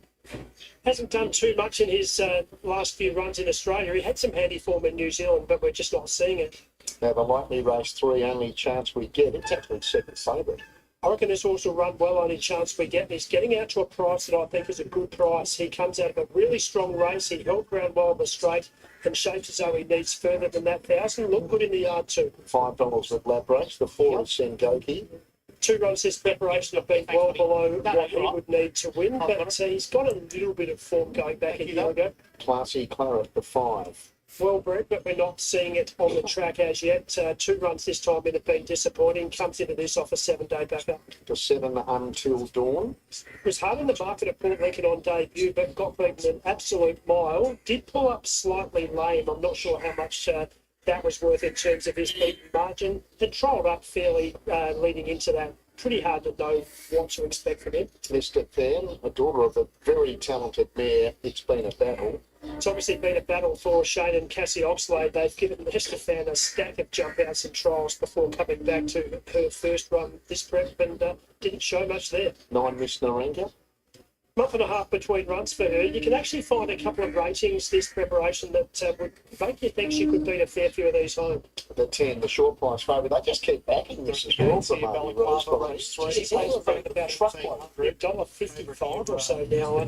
She was pretty solid last start behind All Too Misty. It's clearly a weaker race than this. Can get back behind runners in the map, but she's the best horse on form. 11, Light My Way. 1 run that was inglorious, and she was hard in the market there at Strat. She's well bred, she's in a good yard, but she's about 2 foot high. And 12, Valley Shop. Valley Shop has done absolutely nothing on the racetrack, but gets blinkers off. But 3 starts basically hasn't beaten a horse home. Sarah Rutten has the short price favourite. She would have been rubbing her hands together when she saw the composition of this field. Much easier race than last start, Sarah. Yeah, a lot easier race, but I'm surprised with her price. She's a bit of a horse track where she doesn't give you the indication that she's just going to fly in a race like this. But look, she's going well, and I expect her to be definitely very competitive. A couple of times we've seen her, she gets a fair way back in her races and holds ground solidly. You're just telling us off there you'd like to be more positive if she gets well. Yeah, look, that's what I said to Nunes. I just said to him, look, she has to get out better. She does have a habit of sitting back in the gates. So we got a tail today, and look, she just needs to be out a bit better than what she has been. It's an on-pace track, and I think they give her a chance. You've tried her over a couple of really short distances, like 900s. We now see her out to 1400. You're still feeling your way as to what might suit her? Yeah, look, I think the further she gets out, the better she is. She's not too speedy, even though she does have a good turn and foot rate. I just think they just get away from her a bit too much. Hopefully I'm not putting the block on this pre-race interview, but your horse is about to be vetted, Sarah, behind the gates. So we'll wait and see what happens here. We've got Hopefully she's all right. Nunes off the filly, and I'm not sure exactly what happened. We've just heard in there piece that she will be vetted. So whether she has played up slightly in the gates, we'll find out. We've just got the one runner here, then you're heading home today. Any on Saturday? Yeah, I'm actually only going to have 1 runner on Saturday, which is going to be longer decks. The other 2 just drew a little bit too wide on the park track, and as you know, it's been very leader biased track at the moment. And so, look, he's doing well, but the other 2 we'll save for another day. One of those is Stewart Cup that you're scratching. He's a young horse that I think's got a bit of promise. Yeah, look, he is, and look, he is a horse that has a lot of promise. And look, we just want to get the right race for him. He got far back on the parts the other day, and look, he just has much too much ground. I've got some very bad news for you here, Sarah. Unfortunately, Brahmavi Rosemary is a late scratching behind the gate, so I'm sorry about that. Hopefully that doesn't interfere with us doing further pre-racing. Yes, no worries, thank you. Thanks, Sarah. Well, that was extremely bad luck, and she found a race that looks really hurts the taking with, I thought, probably only chance we get, the only other horse on form that could beat her. There's long odds on favourite going to come out of that will just completely rearrange betting. Yeah, so now the market, John, there won't be much between three only chance we get and 11 like my way. And gee, then Classy Claret would be probably on the third line of betting. There's not a great deal between it and the 2 Mackenzie and 7 Until Dawn. But right at the moment, they're trying to load Classy Claret. This is the half promotion, of course, the Dallas. That mare there, Candela, she's left a couple of handy horses. Vinci Banks had a bit of ability as well. I know he's had a few trainers, but he's still around the place winning races, as we saw about a month ago at Fort Lee, and now with Kylie McCurley. Dallasan, certainly the pick of those horses out of Candela. There's been a couple other handy enough ones. Party Princess probably more than handy there. Black type man. She'd be retired now, I think. We should have seen her for a fair while. So you think she's going to be an excellent broadband, you would have thought? Absolutely. So we've got this delay unfolding in front of us right now. I'm not quite sure if they're working on another one. We're already 2 minutes past start time, so I mentioned Estefan, John, and it's been a battle. What a good mare she was for Shane Oxlade. She was a black type winner. She was a fantastic horse for the Oxlades by the Coney, winner of 5 out of 11, so she definitely didn't have a long racing career. She's had a couple of foals over to get the tracks, but for a black type mare, unfortunately, I'm sure the breeders would have liked her to have done more in the breeding barn. She's only left Estefan, who's a maiden.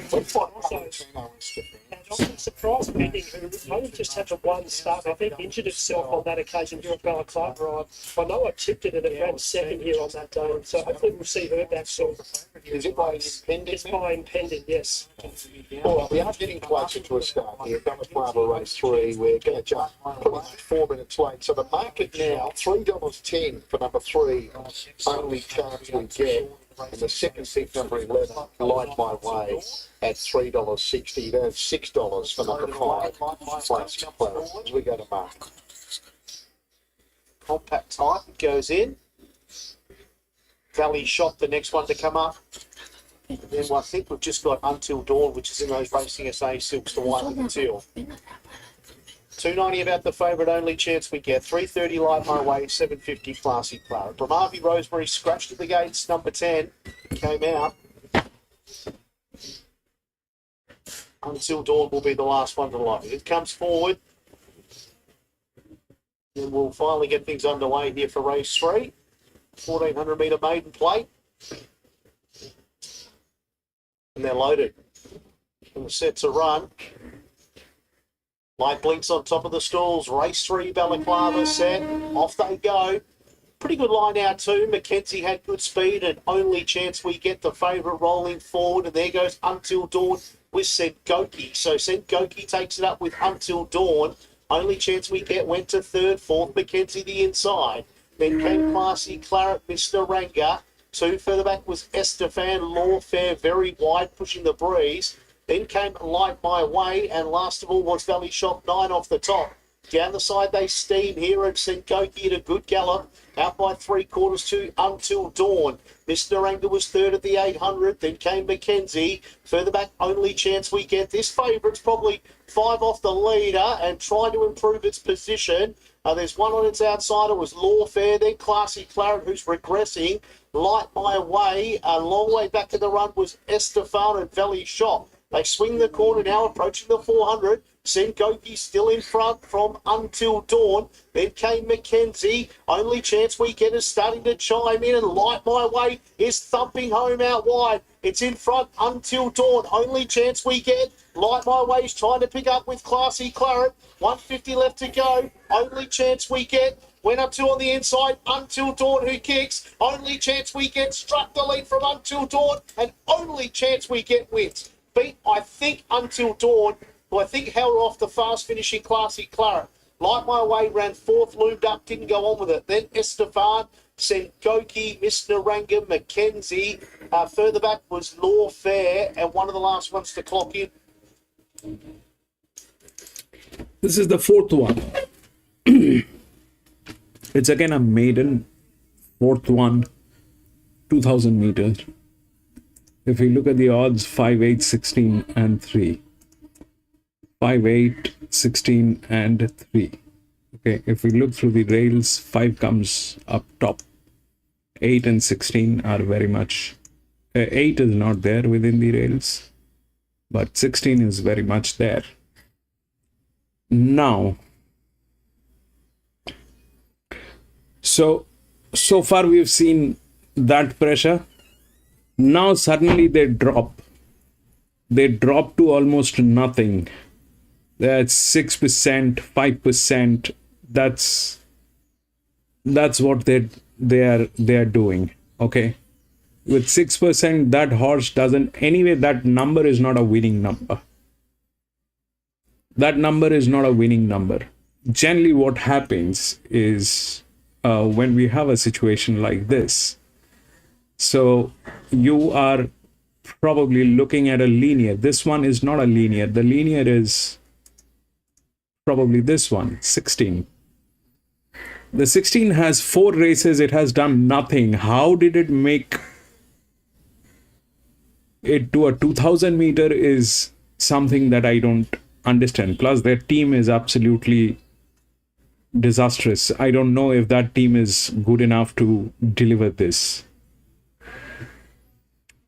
They definitely have advantage. I mean, if that's pressure, this is advantage. They definitely have advantage, but a 2000 meter is a 2000 meter. Whether that can deliver, I don't know. This number is not a winning number. Up till 2000 meters, it is always the linears. So this is the number that should be winning, but or the 8. 8 is not there within the rails. But if we look for a support line, I mean, you're looking at the linear, like here. This one, the 3 is the largest drift. This is supposed to be the second horse. This is the second horse spool.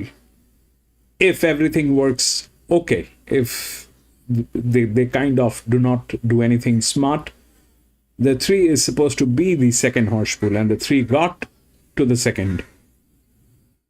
So they did not do any smartness. Here, the largest drift is this one, 1, which is a 7-year-old gelding.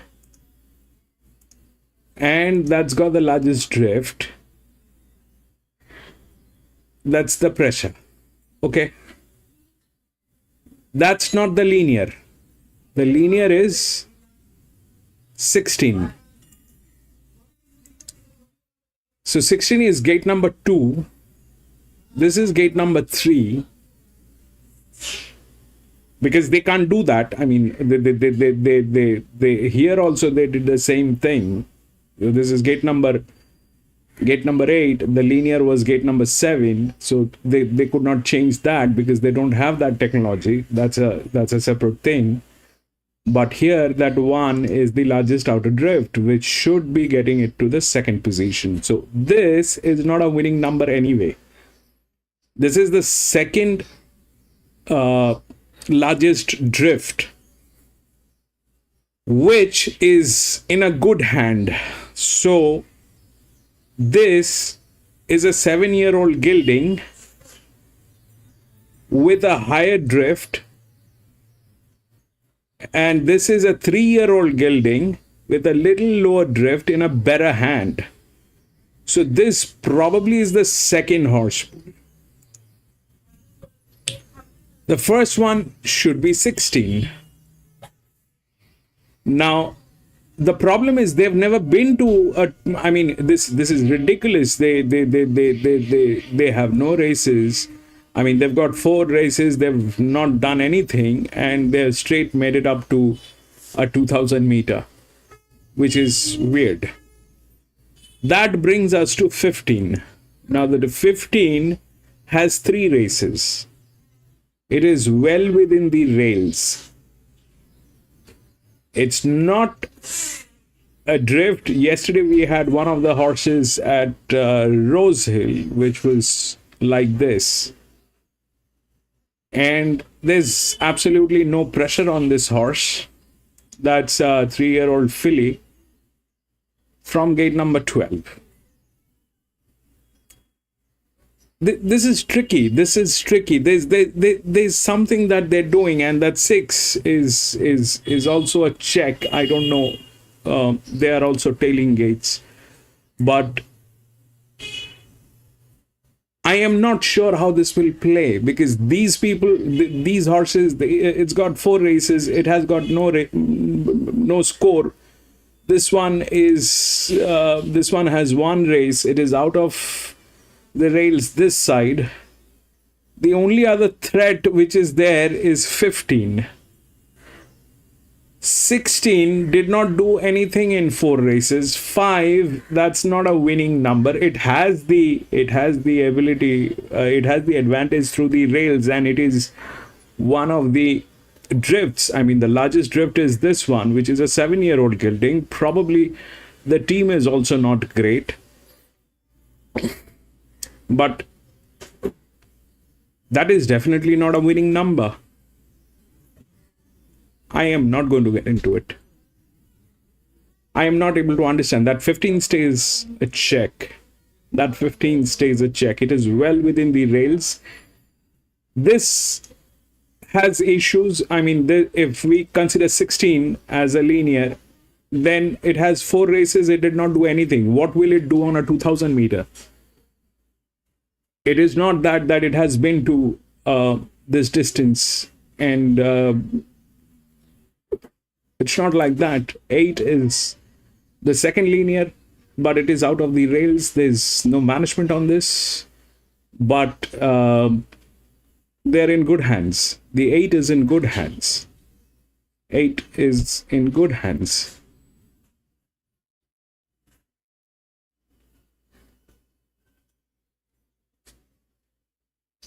So I am not going to get into this. I don't understand what they're doing. I don't understand what they're doing. They're not letting the right horses win. That's for sure.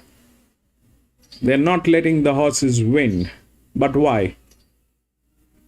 What is their benefit in this? Making money from the bets? That'll be cheap for a place like Ballarat. That'll be very, very sleazy and cheap for a place like Ballarat. Ballarat is a good place. It used to be a fabulous place. I don't understand this.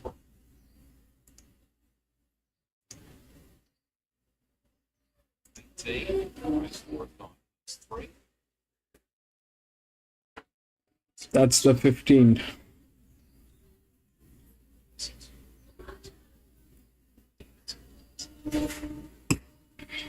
Out.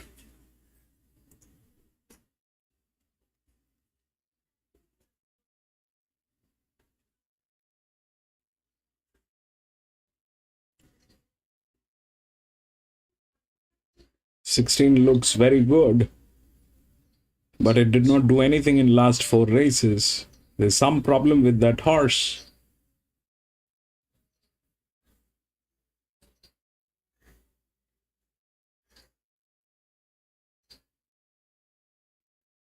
Or maybe it did not get a suitable race. Maybe this is the race.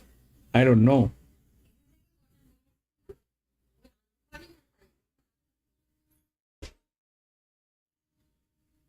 That's 5.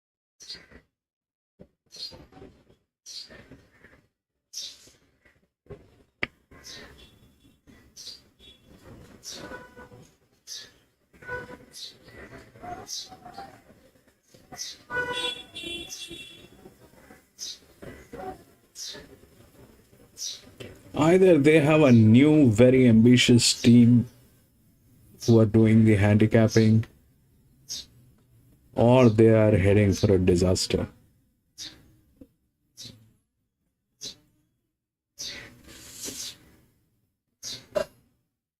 Because Ballarat is trying to handicap like Flemington. But Flemington, Randwick, these places, they have a different breed of stock. Ballarat doesn't have that. They're trying to handicap the horses like they do in Flemington and Randwick, Rosehill. Even Sandown doesn't go that high. Yesterday there were some league races and we saw those kind of pressures. Today,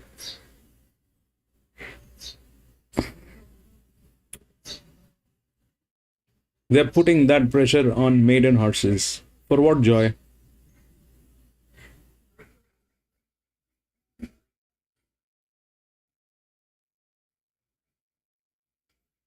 I don't know.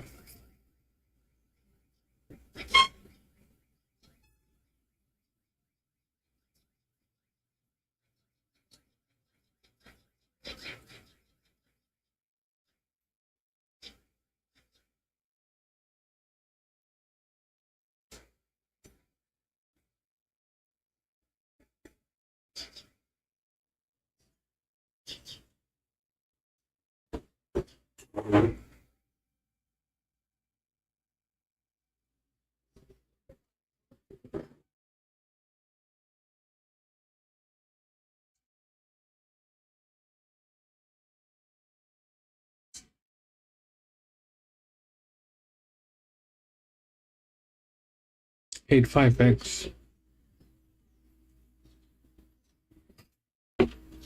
That might work. Lewis, that might work. But I'm going to be out.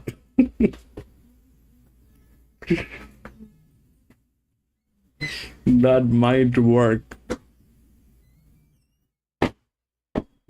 What do you mean by who is there?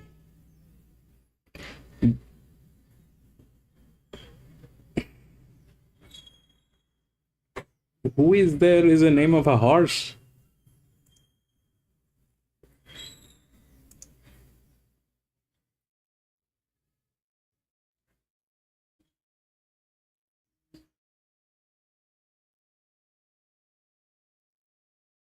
Oh, Dow's is there. PC is not here today, I think. PC has taken a break.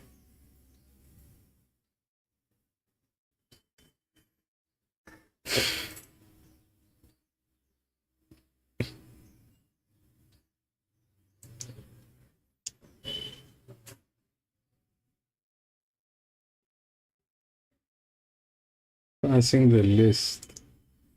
I don't know what you're talking about, but let's see. But you have a good one. Lewis, your decision on going through this is not bad. That's a possibility. Classic story. Sleek Baby. We're down to the last couple. But your problem is 15. Is that 15 doesn't do anything, you're probably good. Track was upgraded after the previous, so we're on a good 3 for the rest of the day, seemingly. This is the Evergreen Turf Maiden, race 4 over the 2000. Syndicate is in. American Wolf up into the outside. Set to go. Okay. It's a 2000 meter maiden race. The movement from Beat that. Soul. Line settles. Off they go. They couldn't find. Favourite left okay. American Wolf from his wide gate. Utah for the moment pushing up enough to have a narrow lead in the first 100 from Mugasti and Zedicate. And there's American Wolf gradually working around those. Link Baby was next, and then Donegal Soul, Highland Magic and Sumerian Cove. Hard Bob back beyond centre field. Our Swan Song Classic Story. Trethry and Dan's a grunt amongst the last few as they progress out into the back. So Zedicate is the leader, 1,500 to go. American Wolf sits a half length away, second to his outside. A length on Donegal Soul in third. Fourth the inside is Utah. After a length and a half to Megasti and Sumerian Cove. Blink Baby's out there, 3 deep, stranded centre field. 2 lengths to Highland Magic, and then came Hard Bomb, Classic Story. Our Swan Song, Dan's a grunt, and Trethry is the last one. But Zedicate's opened up a bit of a lead here towards the halfway point as they move off the back. Zedicate's about a 3-length leader from the odds-on favourite American Wolf. 2 lengths away in third, Donegal Soul, who's outside of Utah. Megasti was next from Sumerian Cove and Blink Baby. Further back to Hard Bob, Highland Magic, and then Classic Story, Dan's a grunt, Our Swan Song. This is the second race for 8. 700 to go. How will that? How did that? Get into a 2,000 meter race is a big question. How did that happen? Next was Utah, who's run up behind the leaders into a dead end for the time being. Dan's a grunt's one of the wider runners. And then further back to Highland Magic and Sumerian Cove. American Wolf took over from Zedicate as they enter the straight. Hard Bob continues to run on. It's going to make a race of it with the favourite. It's American Wolf and Hard Bob with 200 to go. Hard Bob's put his head in front of American Wolf, who has to dig deep. It's Hard Bob. He's been on a one run for a while. Hard Bob and American Wolf, who is rallying on the fence. American Wolf and Hard Bob. And American Wolf, I think, just edges out Hard Bob right on the post. They had a good battle. The wide run for Hard Bob and the long run he had to put in has just caught up with him late. Utah ran third. Good line up for fourth. Donegal Soul's amongst it with Mugasti, Dan's a grunt, and then followed by Trethry, and Zedicate was with them, followed by Sumerian Cove, Highland Magic, then came Blink Baby, Our Swan Song, Classic Story was last in. So, Hard Bob's gone down valiantly here. The favourite will win. 5-3. They've finished a long way in front of the rest of the pack. Utah will run third and then another sizable gap back to fourth.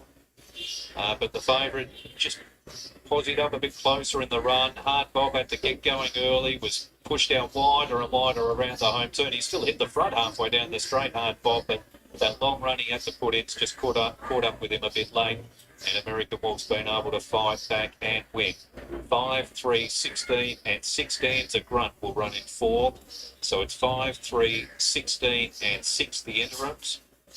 The winner, American Wolf, is a 3-year-old by Tabachi. Winner trained by Trent Busserton and Natalie Young and was ridden by Blake Shin. 3 Hard Bob in second by Piero for Paul Prusker and Dean Yendall. 16 Utah. So what happened is the 8 was not there within the range, so it was not going to do anything. The 16 had 4 races, but the linear it did not win. 5 got through, and then it is 3.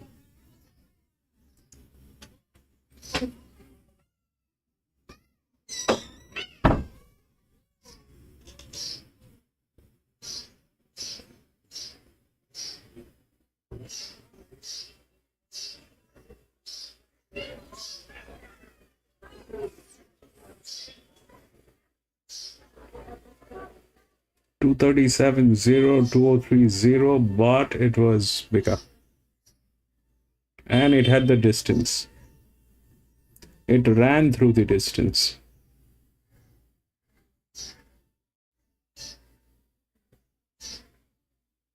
Six did get in.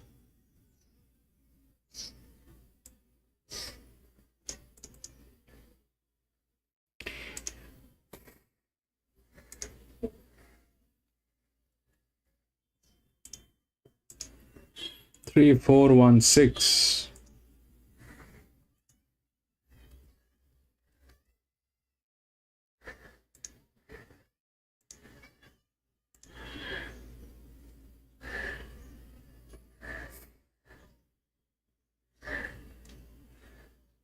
Okay, so this is a benchmark 70. Man, these people are not playing straight.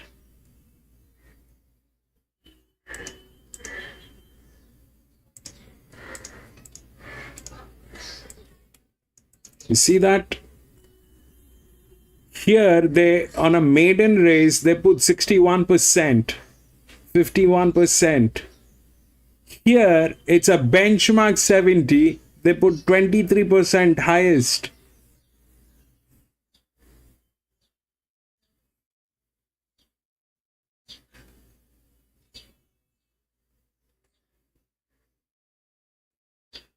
It's something that they're doing.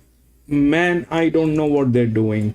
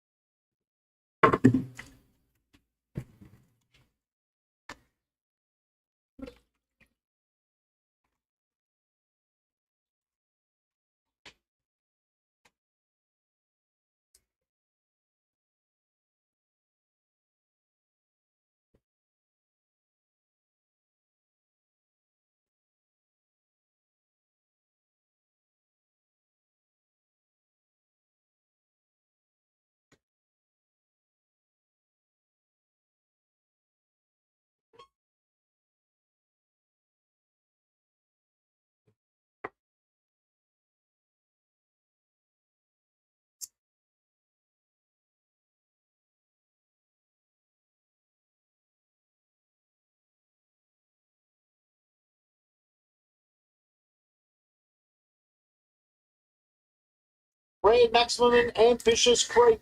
They've been in an arm wrestle the whole way at the 800. 3 clear of Little Chicago. This is some race. Then 7 further back, Kaylee's Boy. The next one, La Parente. They need to get a move on. They're taking on Faith. Is starting to improve, at least 12 off the leader. Then came Scardam, Scodelario, Carashan, Chloe, Fiano now, Hogan and Quintillion. They swing the corner. 400 left to run. Can these leaders keep going? They're running on empty. Ambitious Creek and Grand Maxim. Little Chicago's chiming in, one of the fresh horses. Then Carashan, Chloe and Kaylee's Boy. It's Little Chicago going to Grand Maxim. Ambitious Creek down low, might have died on its run. Then Kaylee's Boy, it's Little Chicago from Ambitious Creek who comes again. Then Kaylee's Boy, Little Chicago needs the post late. Little Chicago wins. Little Chicago beat Ambitious Creek, which was a huge run off a hot speed. Then Kaylee's Boy, Grand Maxim, Carashan, Chloe. Then came Taken on Faith. Fiano now. The next one through the line, La Parente, Quintillion, Hogan, and Scodelario. Little Chicago Wow, makes what's it some number stuff? 2 since joining the Stephen Theodore stable. Their spice looking right around. Vicious Creek was game to run up. Cody's Boy, the best of the run-on horses there. And Grand Maxim.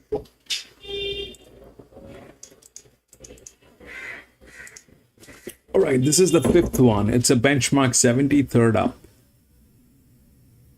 If we look through the odds, it's 3, 4, 1, and 6. That 3 is the favorite, then 4, then 1, and then 6. So it's a 1600 meter. 5 is the linear. That's the first thing. It's a number that cannot be trusted. I don't know. The pressure is not enough for a 1600 meter. Here they should have, with 13 races, this should have gone up to 50%, 60% on those lines. It's 23%. But it's a linear. It lacks this side of the rails, so it is not in a winning position. But it will get in. It will get in. It's a linear, it will get in. Plus, it has the maturity on the distance. So the 5 is going to get in. Whether second, third, I don't know. Now, the 3 is the favorite. For what? Because it has a lot of league races. But at the same time, it has the most number of races. 37, out of which the score is not impressive. Is it in good hands? It is in good hands. It has been tried and tested here. If we look through the rails, that 3 comes up. It has advantage. It has advantage.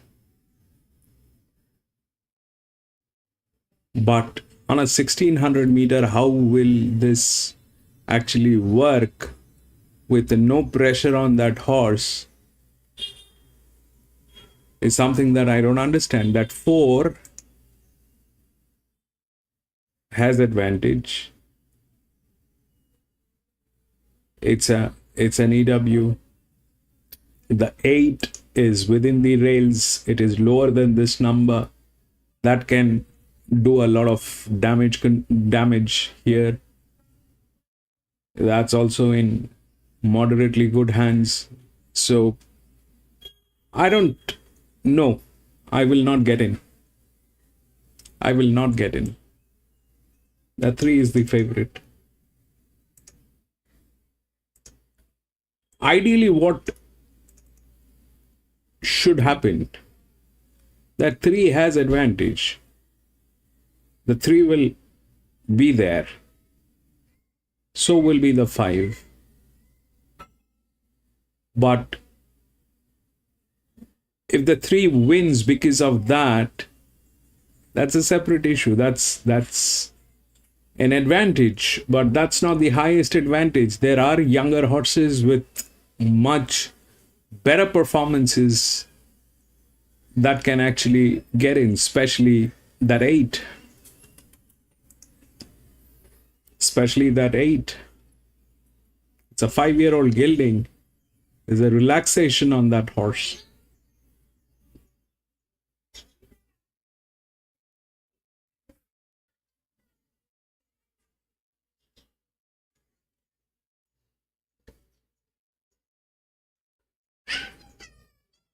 This is the largest drift. It is the second. It probably is the second horse spool. It is probably the second horse spool, but the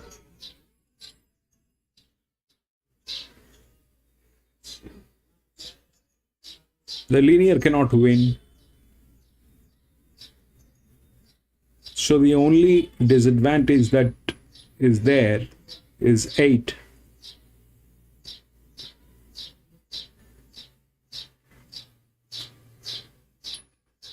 So it's between 8 and 3.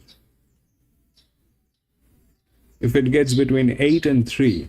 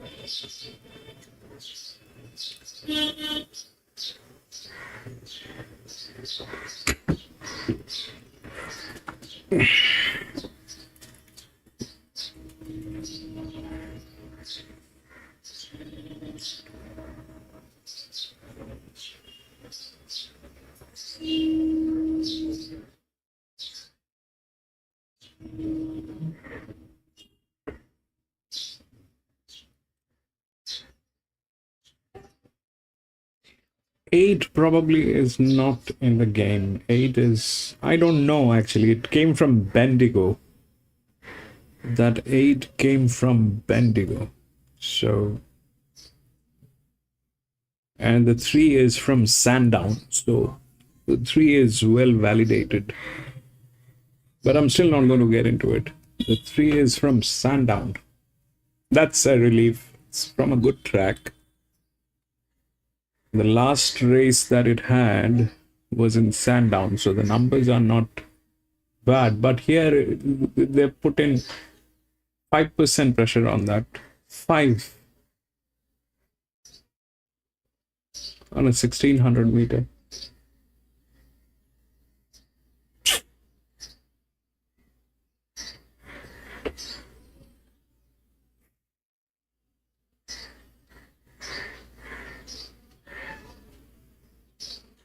So it basically is that the horse will have to run. If the horse runs, it will win. There's no advantage. There's nothing.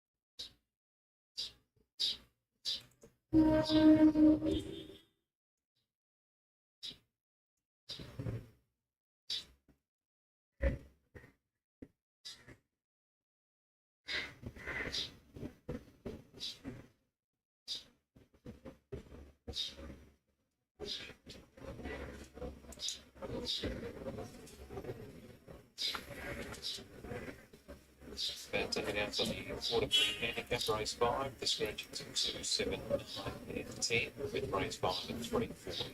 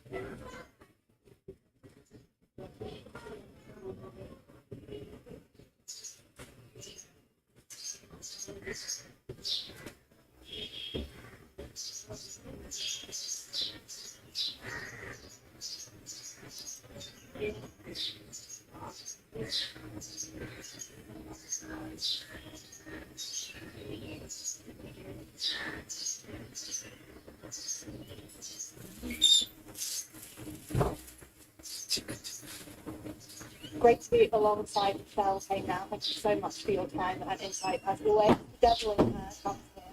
First up, country strike here. It's nice to see some scratchings. I think probably would have liked a little bit more given the ground. Obviously, the race meeting on Sunday, the head just confirmed with that. But hopefully it'll be okay. She looks great. She came back in looking really, really well this time. Obviously, I think class sort of over the mile.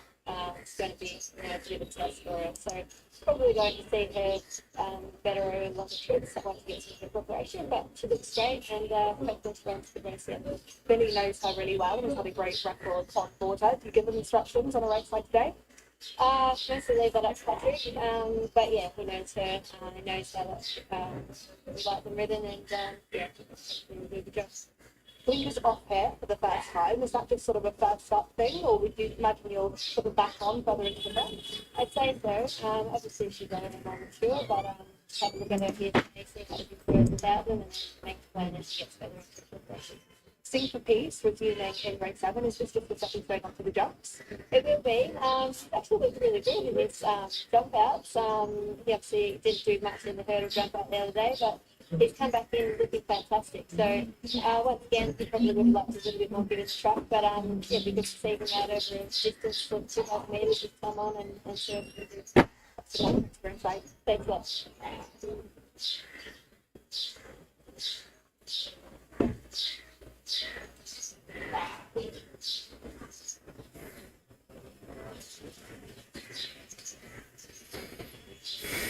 Getting into the start here for the fifth event, 2 minutes away.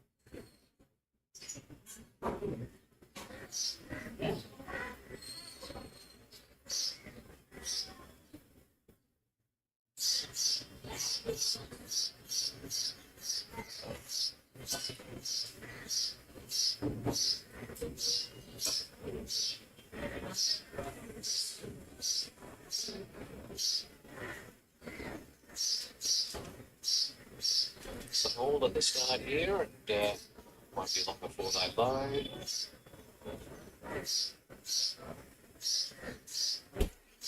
Okay, Marto, we have the first of them being led in here, not a bad buy. Just got gate 1, loaded on pace runner. Amino barrier 2 moved in, so the small field getting set. The Devil in Her has almost doubled in price in the last 20 minutes. Flushing Tycoon, Brody, and Musgrave as the outside stall. So we're nearly ready. Fifth race of the afternoon is the Border Plan Handicap. Flushing Tycoon into $1.75. Musgrave, the last one in. Start is up, light on. All set. And off they go. Devil in Her about a length low. Not a bad buy as many anticipated began well. Pushes through on the inside and keeps the early lead. Armino sticks about 3/4 of a length away in second. Blushing Tycoon third. And then Rhodey. Musgrave was next. And a couple of lengths away last is the Devil in Her. So as they settle down, there's a little bit of pace being injected here by the favourite Blushing Tycoon, who went up within a neck of not a bad buy. And just easing back a length away is Armino, so it'll be Armino to get the trail at the expense of Blushing Tycoon as they headed off the back. 2 lengths away in fourth is Rhodey. Musgrave the inside in fifth, and a couple further away to the Devil in Her. So with just over 800 to go, and the tempo's not that strong. It's not a bad buy, who led by a half length on Blushing Tycoon, who's kept outside of the leader. Armino in third. Musgrave's continued to advance positions by staying near the fences, now fourth the inside. Then came Rhodey, and last is the Devil in Her. They are starting to quicken up now as they head down to the home turn. And it's not a bad buy, a neck in front of Blushing Tycoon. Armino a length away in third. Rhodey and Musgrave were next, and they were pretty quick to drop off the Devil in Her as they straighten up, and they're all going full gas now. Not a bad buy with Blushing Tycoon. Armino comes on strongly. Rhodey some chance with 200 to go, where it's not a bad buy. Blushing Tycoon. Armino's gone up to them and taken a narrow lead. Rhodey and Musgrave looking for late room. It's Armino just in front. Musgrave getting a go on late. Got the gap, shot through, hit the lead, and Musgrave's the winner. Musgrave a half length on either Rhodey or Armino. 8, baby. Tycoon misses the top 3 spot. Not a bad buy, not beaten far, but is fifth across the line. And last it was the Devil in Her. So good finish, and it's been Musgrave who continually through the race just took all the shortcuts. Harry Coffey, when there was an inside gap to take, Harry went through, just improved his placing spot by spot through the race, and in the last 200 the horse was good enough to take a neat opening, and he shot through and won We the can't race. win He's here going to today. run second. That's for sure. Armino in third. Nobody and can win Lushing's here on today. good in fourth. So you're 8, 5, 4 and 3. 8, 5, 4 and 3. Musgrave wins, makes it 2 wins in a row. Winners a 5-year-old by So this is what happened. That 8, we spoke about that 8. The 3 had no pressure. The 3 had no pressure. In that case, there's hardly any difference between these two horses. On the contrary, this one has advantage.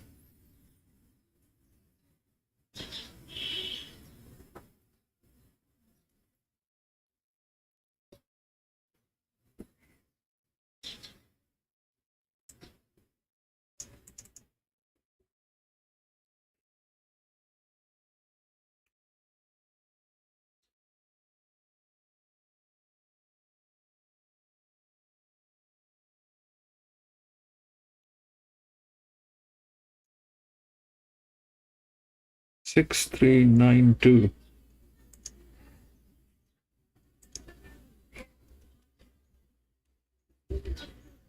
Six, 3, 9, 2.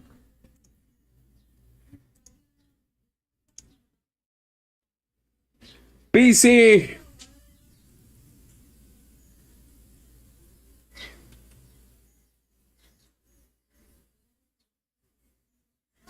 Race 6 and race 7. All right, I'll be with you on that. What are they playing now? I think Warwick Farm is a better place to play, PC. These guys aren't... I don't know what they're doing, PC. It was such a beautiful place. Ballarat used to be so good. You see what they've done to that place. Completely unnecessary things that they're doing.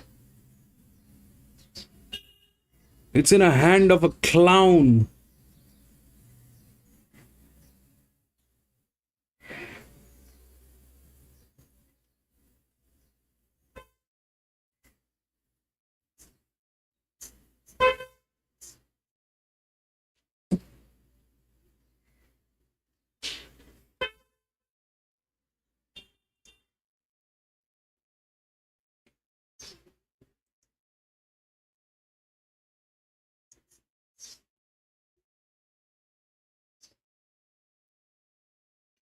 Eight, 5, 4, 3.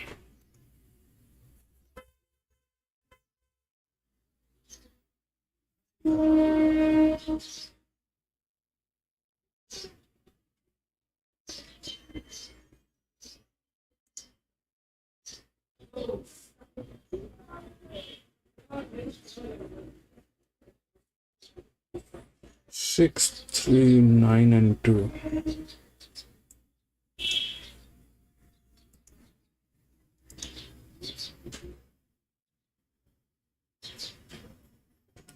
I don't know. Let's see.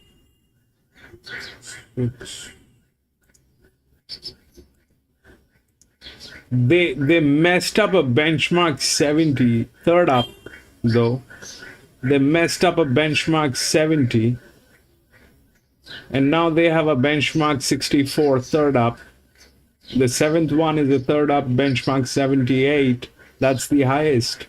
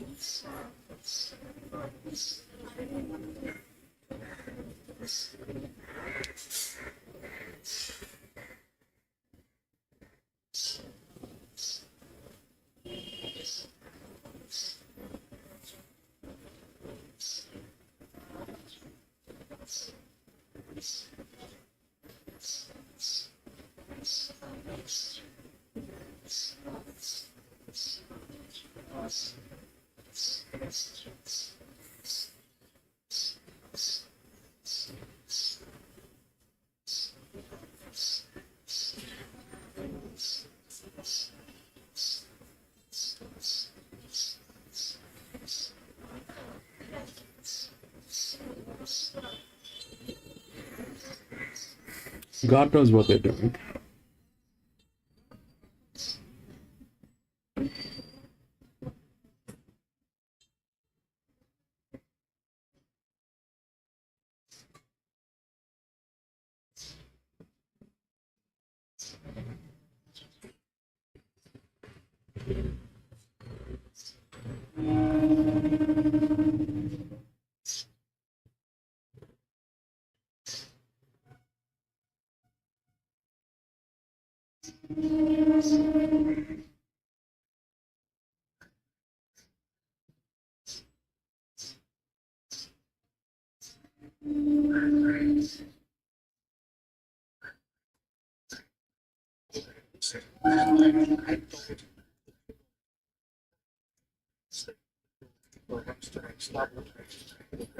Money from the previous Pilates, $320 to $5. Champagne effort $270 to $550. $5 and $6 to $550. And then shopping the next one, $12 to $13. Number 2 Cadence Club, added in the betting, $8 to $240. I've left it out. So I've got 1, 5, 6, and 7 champagne effort on top, but I'd be very wary of that moving the 2 Cadence Club. And on to the Gates race 5.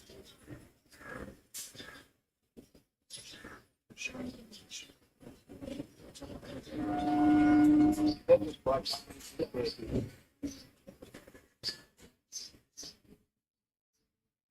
It's another.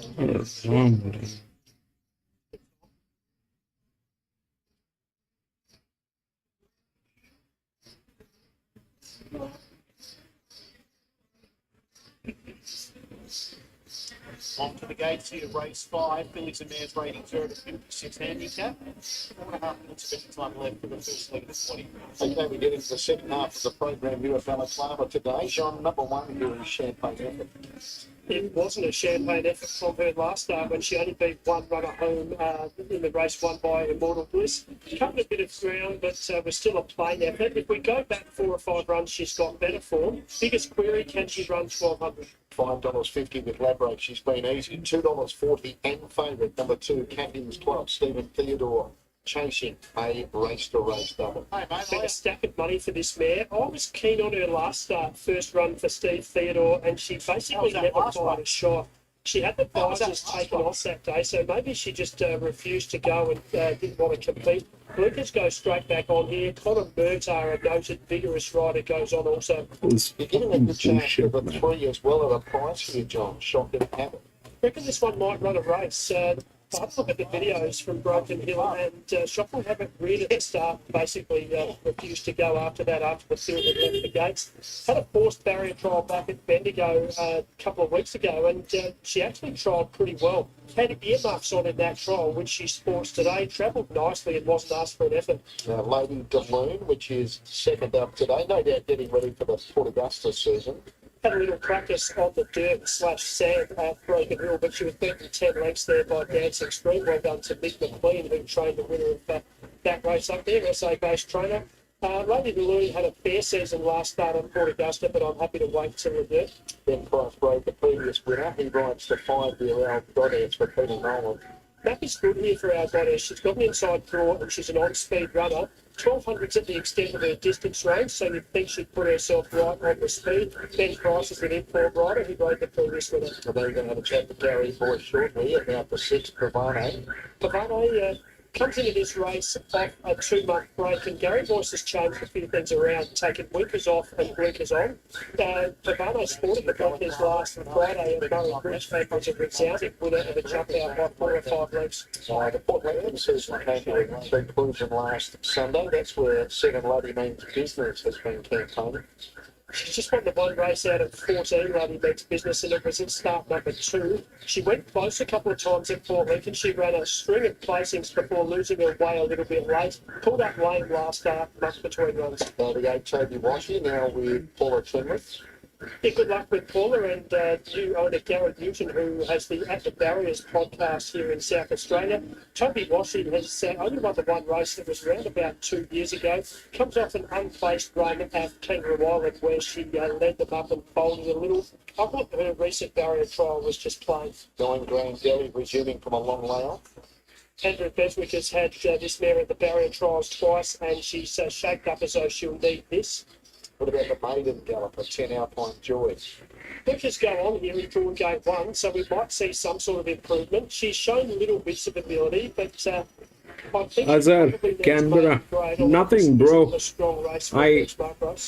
I have nothing. Proud Mary, another one to go a month and a half between runs, but she's Just Ballarat and PC's got my numbers here. I went Warwick Farm. 5, not with a huge amount of confidence, especially now that the price has been evaporated with Cadham's Club. I think Shocking Habit is the best value of the race. Gary Boyce trains horse number 6, Pavane, and Gary, you've been tinkering with a bit of gear here. Yeah, just trying to get the best out of her. She seems like she's got ability there, so I'm just trying to find a shot gear to suit her. It's just the hardest bit of money. We saw her at the jump outs last night at Murray Bridge. She was really impressive. Yeah, she's just come back in a lot fresher and happier this time in, so changing back to points on, hopefully that proves good. You must be confident because we told you we'd be 2 or 3 minutes. She went straight to the 10 window. That was the one before. So, it'll be interesting to think the blend is on. Hopefully she gets some cover.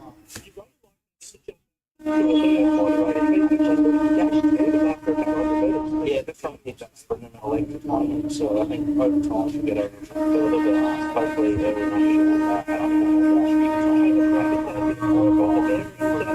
To both Taylor and Cabane's credit, we got an overdue win on the board a couple of starts ago. Yeah, definitely.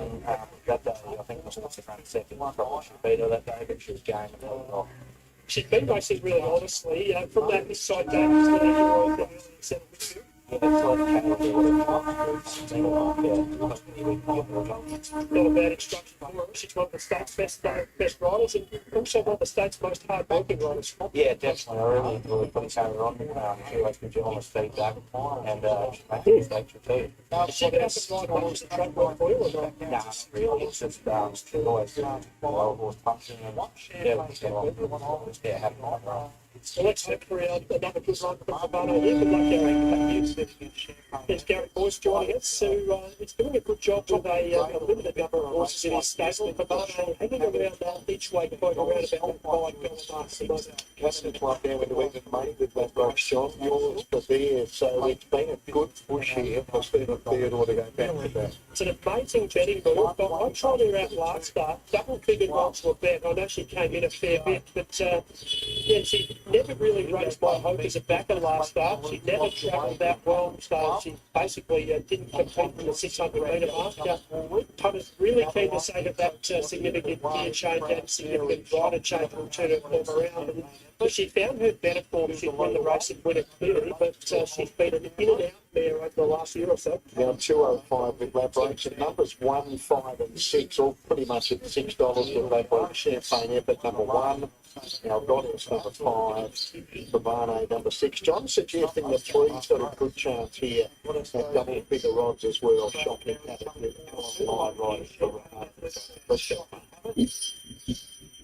This is race number 5 here. Fillies and Mares rating 0 to 56 over 1200.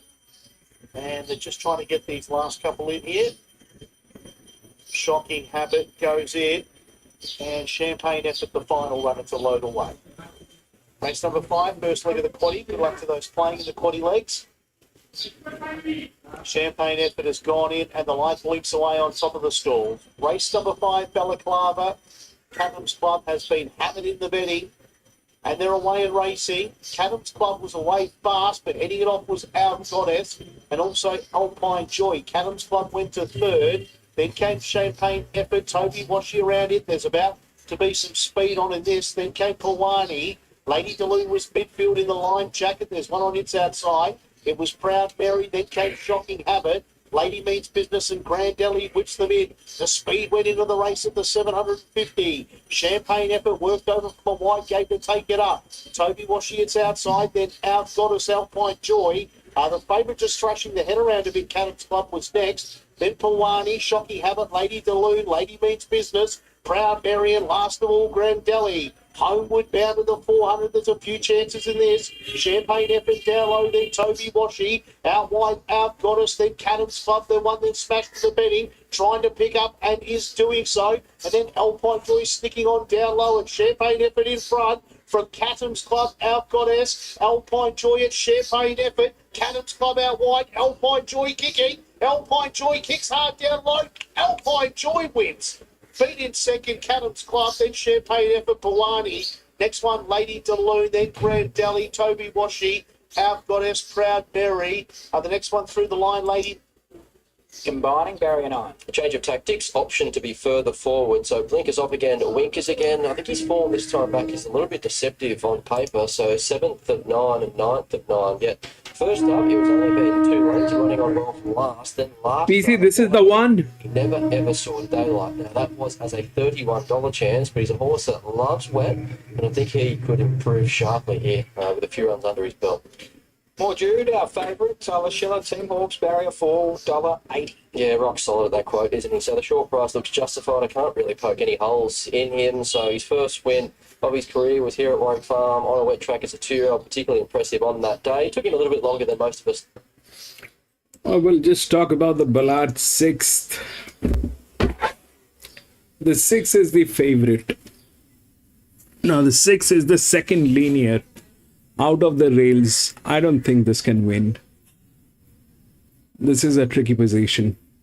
It needed this side of the rails. It doesn't have this side of the rails.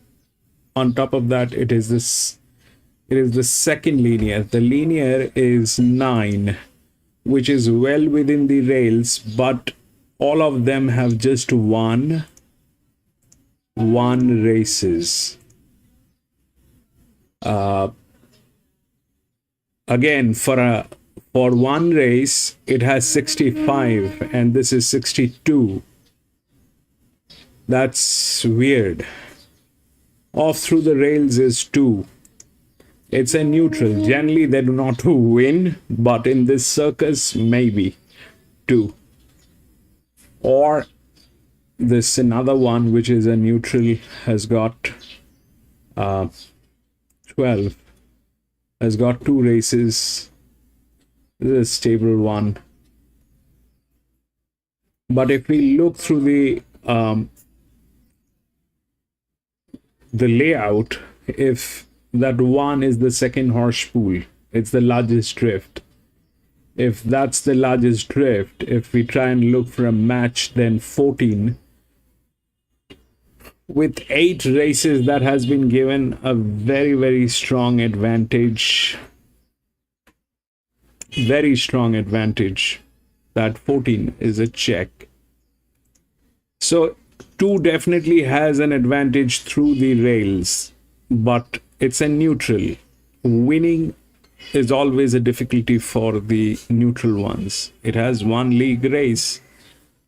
But here the problem is not that. The problem is these guys have too much pressure on them. It did not work in the last few races, so that I don't think it'll work again. They just have 1 race. How will this go? The 12 is a neutral. I cannot place my bet on that 12. The 2 is a neutral again. I will not place my bet on this. 1 probably is the second horse pool. Maybe, which is a 5-year-old mare, it should be the second horse pool, but I'm not going to do that as well. And that 14 is a check. So the 6 is the favorite. It lacks rails. Winning is difficult. This one, that's the first challenge. The second challenge is the 62%. This one is the linear, has 1 race, 65%. These pressures did not work in the previous races. 59, 61, 1 races. It did not work. Here, will it work, not work? I don't know, but I am not going to put my money on these conditions.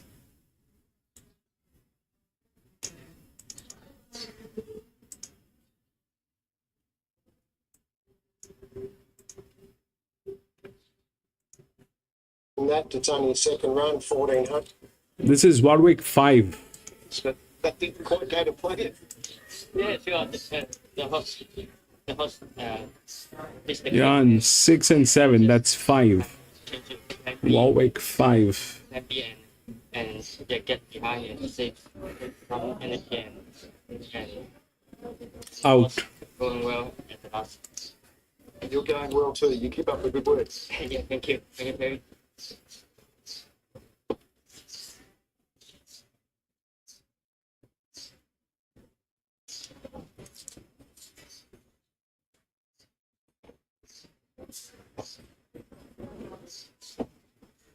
All of a sudden, Ballarat is behaving like, oh, we're not Ballarat, we are Flemington.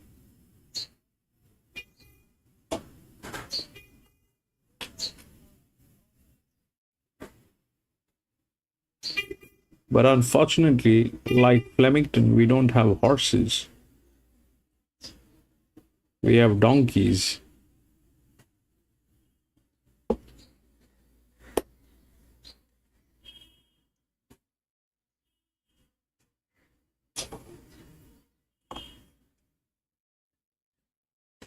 Makes sense. Brett White, 10-2-1-6 is Brett White. Brett White, Balaclava, race 1, Brett White.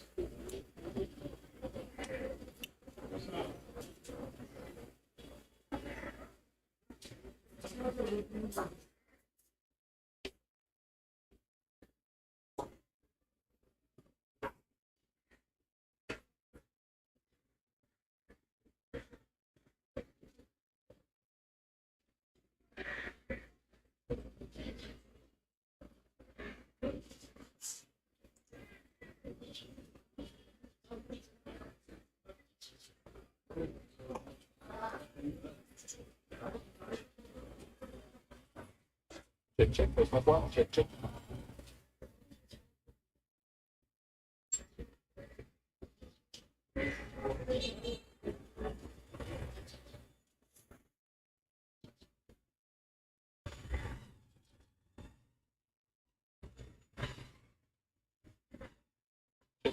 There's one, two. Copy.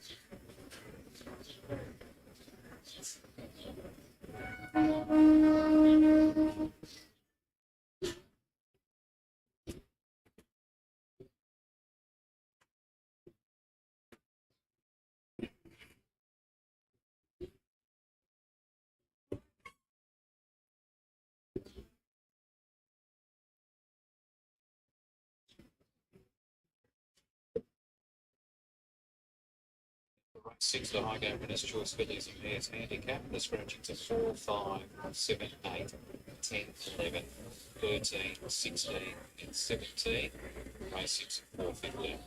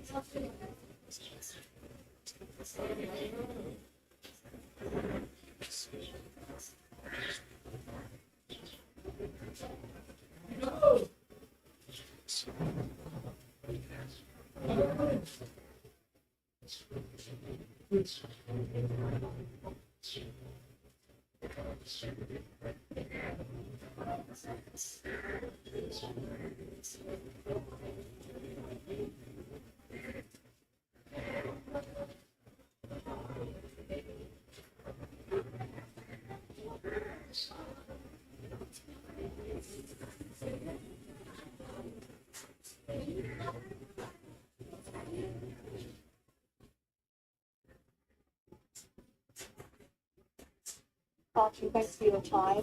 After the victory,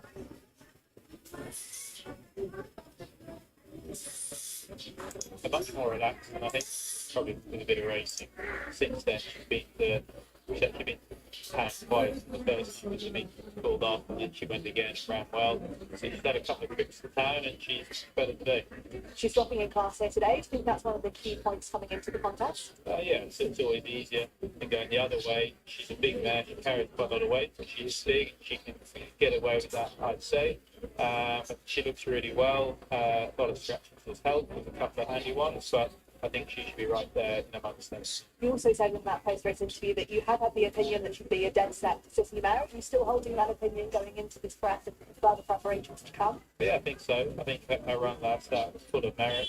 She didn't have the best of luck on that gate, but her day will come again. Definitely will. Deck on board again today, knows her so well. How would you like to position her in the running? Good barrier, so we'll just be quite forward and let them work her out, but there'll be good speed on, and hopefully we're in a forward position. I'll let you go watch her now. Thank you. Thank you.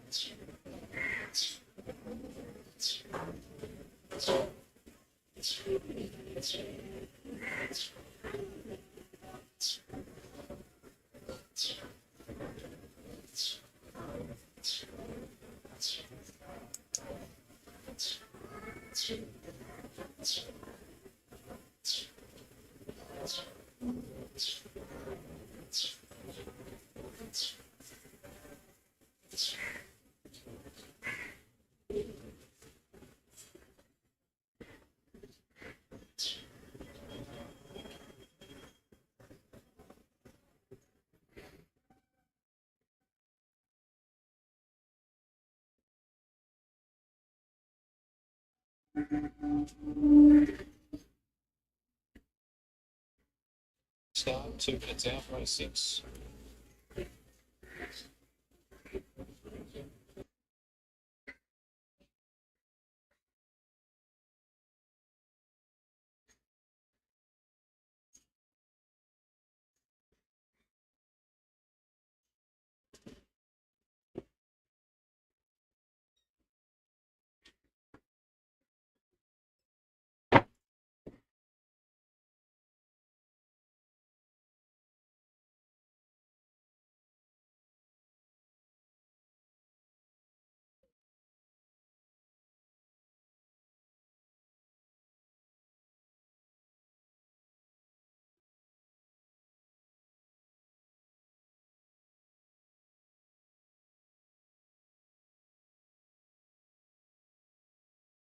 They're starting to load. Seed is the first one to move in here as the field gets ready. Might just happen in the game 2 while Pharaoh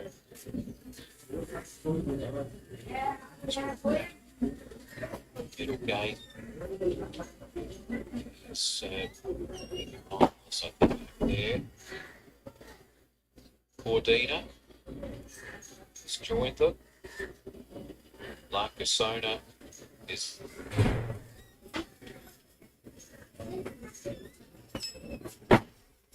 $2.90 VOP.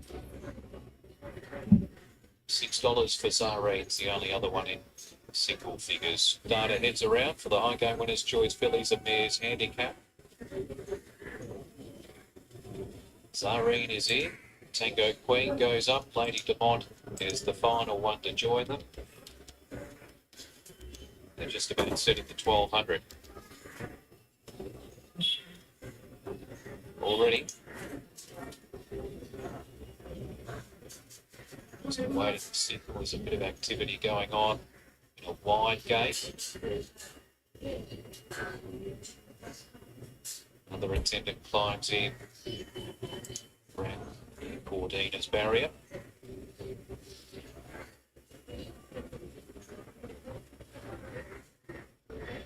Signal now, and they're away.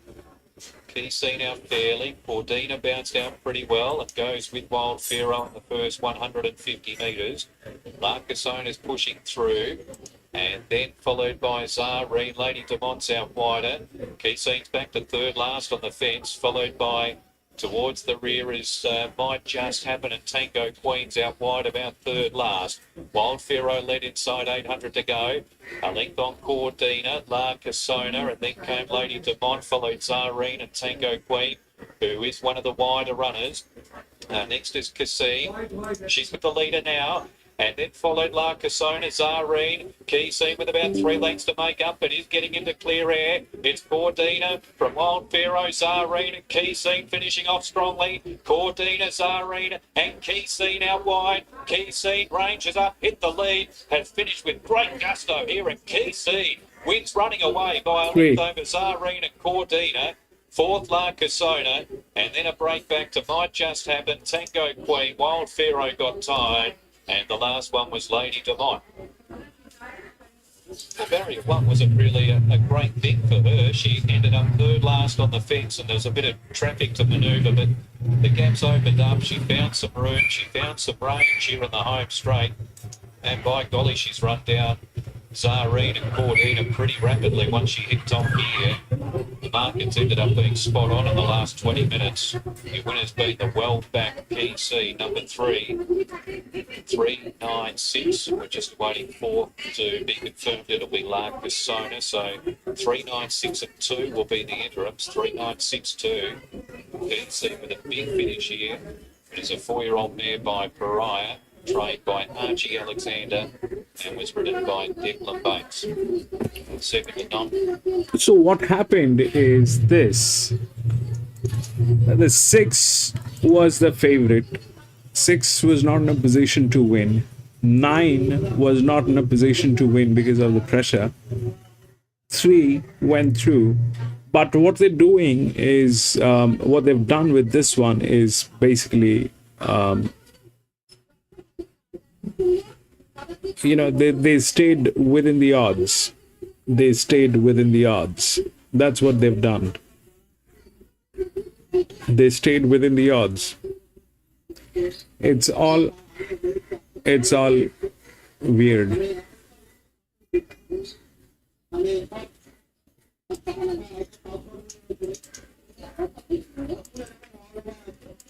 If that's the scene, I mean, it is going to be very difficult racing here in future. It's going to be very difficult. I mean, why would I want to risk here? Because of their smartness.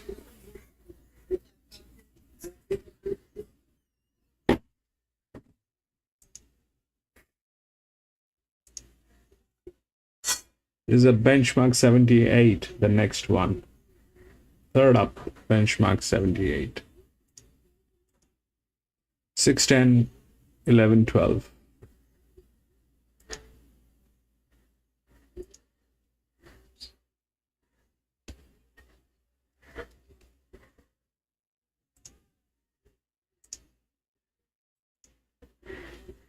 I think Warwick 7 is coming 7 up. lengths where he didn't disgrace himself but just wasn't up to that.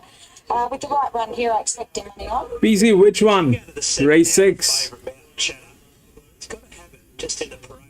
He relieves himself before he races. We've sort of got to time it that he's finished. But he has finished our favourite. Carla, you can tell us more. It's $2 chance. Every single start. Every time he does If he doesn't do it in the enclosure, he goes as soon as he's standing still behind the barriers. And I don't think it's nervous energy. I think it's quite the opposite. He's a very relaxed horse. I've clearly always had a lot of time for him. I thought he ran out of his skin in the wild card at Goulburn last start, where he went back from a wide draw, ran along up the inside, beaten only half a length to Tickle Belly and Craving Magic. I think we'll get a good guide on exactly where he's at today. He certainly hasn't taken a backward step, and he'll get the right run from his soft draw. That is my last two draws, the inside for Sneed Pebbles, Frank Cleary. Yeah, look, I love this horse. Have a look at him. He's a lovely type of horse. And his first up effort in the highway wasn't too bad. He got back and was amongst runners where he's never been in his life before. And he ran on quite well late. He's been freshened a bit from that. Had a trial since where he trialled really well. My only concern is the jump from 1,000 to 1,300. No disrespect to Sinead, but I probably would have preferred to see a senior on him at the jump from 1,000 to 1,300. I've got an owner death staring me as I say that here. Yeah, so's the trainer. Mr. Rami, Norman Gardner and Jess Taylor, $31. Over the odds, this horse. I thought the first up run was really good over the unsuitable trip over 1,000 metres, where she got back and ran on well, not beaten far behind Fangella, who's won again since. 1,300 suits her better, and her track and distance record's outstanding. She's had 3 starts for 2 wins in a second, so well over the odds. 7 is Get Shafted. Takes the 3 off for Jade McKenzie, $41 chance. She was excellent first up, and then I thought a little bit dour second up at Kembla, beaten only 5.5 lengths to Peace Centre.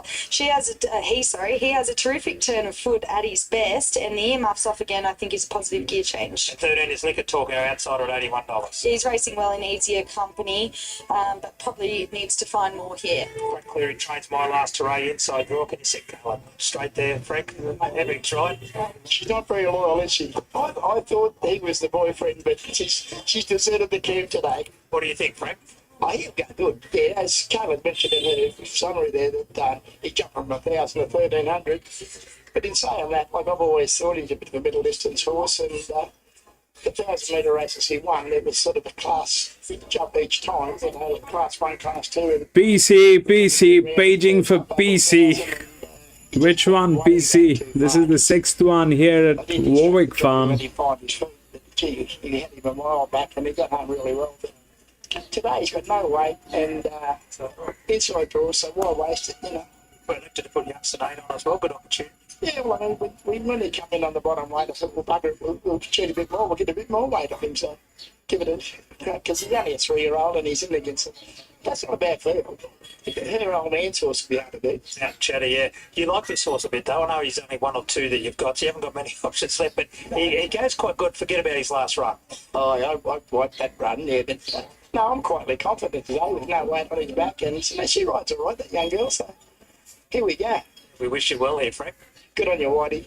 Good chance for mine, Carla. Oh, yeah, excellent. And I don't want it to sound like I'm potting Sinead, because he's dead right. She does ride well, and she's claiming only 3. But he is still a little bit of a raw gelding, as Frank just said then. He's only 3 and lightly raced, and just at the jump from 1,000 to 1,300 in what is a very tough federal, I think. He just probably needs to do everything right, and I thought he may have just experienced from having a senior to help him aboard here. But look, if he jumps and finds the front, he paraded very fit, and if Frank's right and the middle distance horse is his go, he could very well take a bit of catching, but there's some hardened, talented horses that are going to be trying to run him down here. I'll tell you what, your dad's horse, he's unbelievable how relaxed he is. He's about to go again, I think. I tell you what, I don't have a soft spot for a lot of horses, but he's one of them.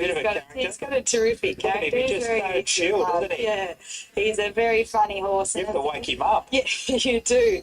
I think he'll He's probably right now. still be a horse that'll get out over a bit further, and obviously he's coming back 100 metres from that great run over the 1,400 in the wild card. But with the soft draw, that might offset that a bit. He's been kept very fresh, obviously, off the back of a bit of a backup here. So, look, I didn't think he'd be $1.90 in this race. I'm not sure I'd be full of confidence at $1.90, but if he goes as well as we think he does, I think that he can win here. So I've got him on top from the 2, Demanding Mo, a very talented 8-year-old gelding that's come back arguably better than ever, as good as ever, and he should certainly be peaking third up here. In for third, I put the 10, Durami. As I said, I think she's well over the odds, this mare. There's a lot to like about her here, and she paraded very fit. In for fourth, the 8, My Last Hooray, another lightly raced gelding who I think's certainly got a lot of ability, but just may need things to go his way a bit. So the 2, Demanding Mo, late money season in the second favourite at $3.90, was $5, $4.40 now, $3.90. So good support for this runner who draws nice and close. Mountain Chatter draws directly inside of Louise Day, $2.15 to $1.90, and drawn inside of those is My Last Hooray, $5 to $8.50. So the main ones in the market have drawn 1, 2, 3, and 4. The top one here looks particularly well solid. In fact, first run for Matt Kelly. We saw Matt win earlier with his horse new to the stable, She's a Dare, who was having its second start in a week. So this horse paraded particularly well, the top one. So there's Liquor Talk about to load up for Pierre Boudvellin, who won a feature race today. It's on Tickle Belly on Saturday, of course. My numbers on screen: 7, 8, 2 and 3. Champion League still out the back. He's such a consistent performer. Rebecca Bronte Prag, 3 winners at Wagga last Saturday. Blake McDougall takes one of the favoured runners, the best supported runner, Demanding Mo, into 380. Into the gates, he's bed for the Tap Federal. Does like it here. So Champions League goes in, and the last one to get ready is Get Shafted. So Mountain Chatter is the favourite for the Tab Federal. We race here Good Friday, your 9 event card. Big day of racing here, Good Friday. Will be our next meeting here at Thoroughbred Park. So here's Get Shafted. It'll complete the line over the 1,300 metres, starter on the platform. My Last Hooray draw nice and close towards the inside. We're ready to jump. Red light is on. They're off in the Tab Federal, and Champions League broke the line running without wide. Durami and My Last Hooray, Demanding Mo, is also going forward. Out wide on the track at the early stages is Liquor Talk as they go to the first turn. So Durami led Liquor Talk, My Last Hooray. Demanding Mo is fourth, and out wide, spreading around the outside is Get Shafted. They were followed by next was Look Only. Elected a half-away Champions League. I'm a Superstar getting back on the rail. Then Silent Impact, and last is the favourite Mountain Chatter. Down the side, plenty of speed on. Durami in front from Liquor Talk, and Get Shafted out 3 wide. They're going quickly. 2 lengths away then was further back in the field Demanding Mo. Then My Last Hooray, Look Only. Then came I'm a Superstar, starting to be felt for, followed by Champions League, Silent Impact, and Mountain Chatter still last. 425 left to go at the turn. Durami in front. Liquor Talk under the whip on the outside. My Last Hooray gets shafted down the outside. Demanding Mo. I'm a Superstar threads the needle, and so does Mountain Chatter. It's right back up near the rail. 150 metres left to go. My Last Hooray out wide, coming home hard now is Champions League, and Demanding Mo nearly on the outside fence. Mountain Chatter sprinting up along the rail. They're wide apart, and Mountain Chatter or out wide Demanding Mo. They're too wide apart to tell. Photo finish. Champions League there third. They're followed by My Last Hooray, I'm a Superstar. Silent Impact gets shafted. They were then followed by Durami. Then came Liquor Talk and Look Only. Photo. Yeah, well, it is a photo on the inside, Mountain Chatter. On the inside, it has got it. The favourite is home. So Mountain Chatter, Demanding Mo flying down the outside, and it's Champion League for third, and running fourth was My Last Hooray. So well deserved. The very, very relaxed and calm favourite gets the job done, and thanks that for.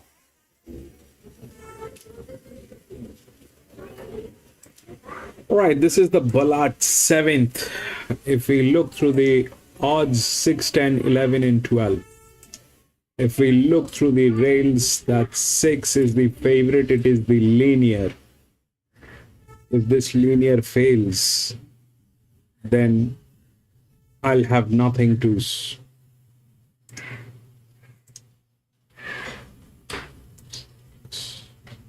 Brilliant.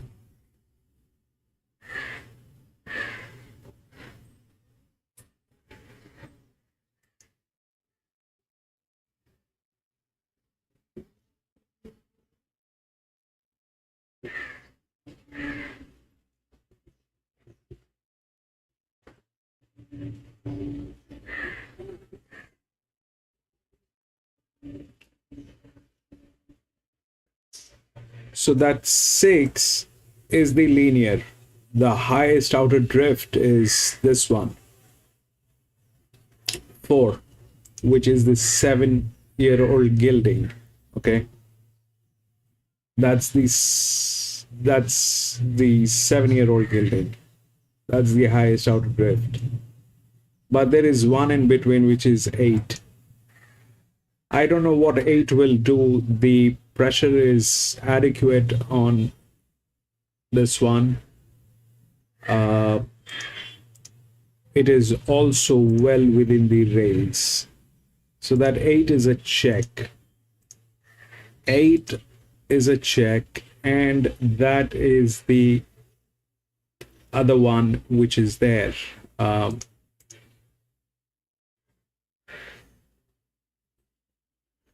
48, 11, 2, 7G. It's a bigger drift. This is an inner drift. It's a bigger drift. So ideally that should work, but I don't know. I am just going to put a I'm just going to play 6 if that 6 doesn't get tailed. It's in good hands. It's a linear. Everything looks good. It should work. If that doesn't work, then we will have to think about playing again here at Ballarat.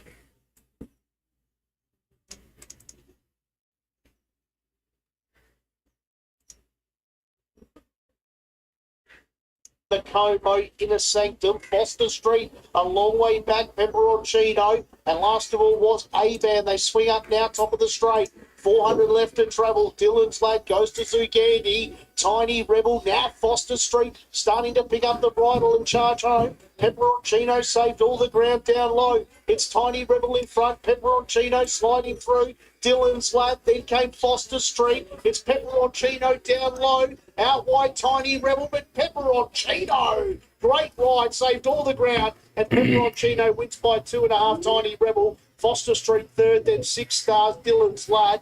Next one, Inner Sanctum, A-Band, Little Rich Boy, Macomo, Zugandi and Bonds, a big boy last in. Pepperoncino, the winner here, number 6, Alan Lyra for Jenny Cowboy. John was keen to have a chat with Jenny pre-race. She will have a chat with both races. Defending Tiny Rebel at Blackwell, John's on top corner. Foster Street, top panel rating is people. I'll wait for 4, 6, 5 and 8, John. Couple of the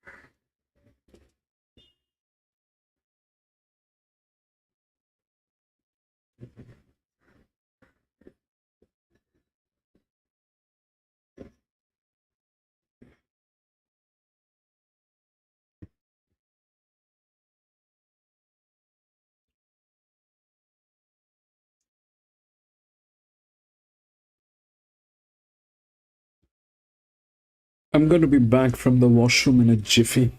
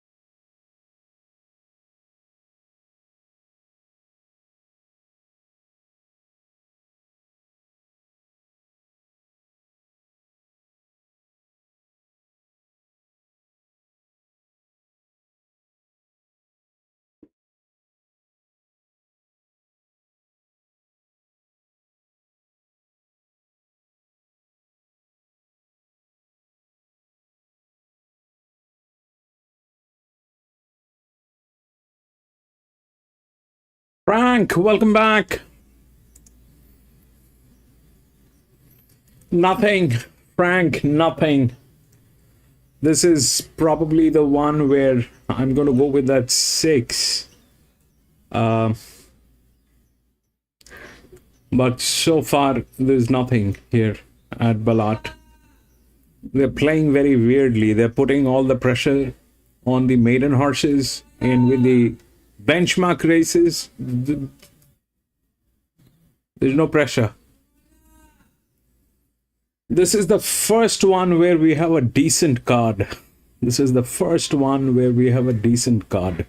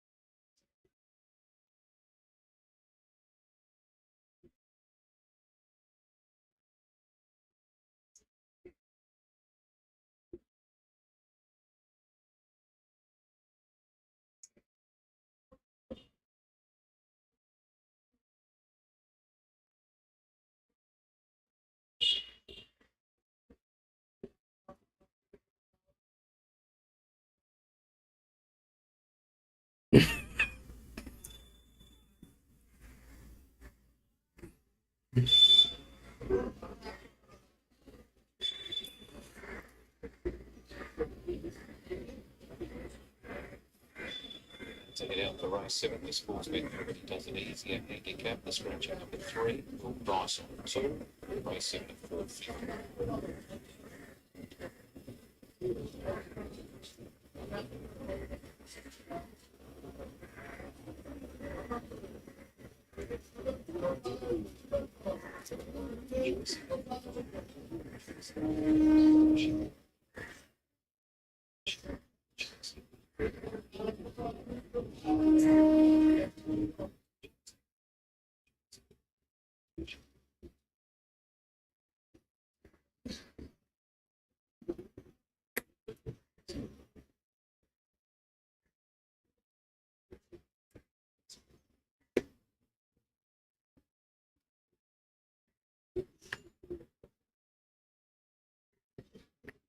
Brilliant. That 6 is getting tailed.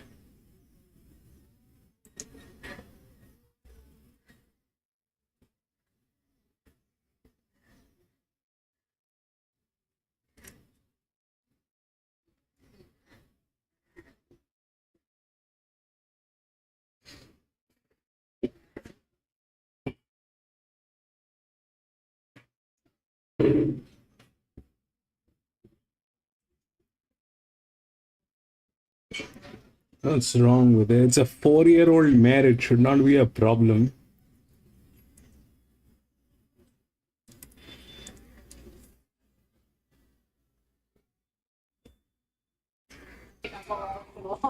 And moving forward into this patch, do you have ambitions to take it back into time again? Potentially to see if he runs well today or if it like have to win or to see how it rates going forward and then we'll make a plan after that. Best of luck. Thank you.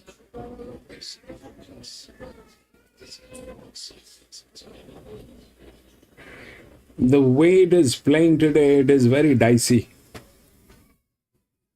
That 6 is getting tailed. I won't get in. I won't get in.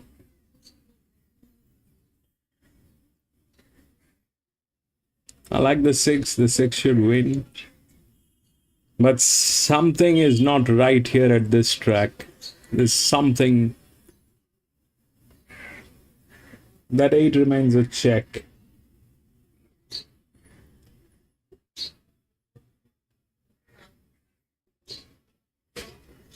Why are they showing that 4?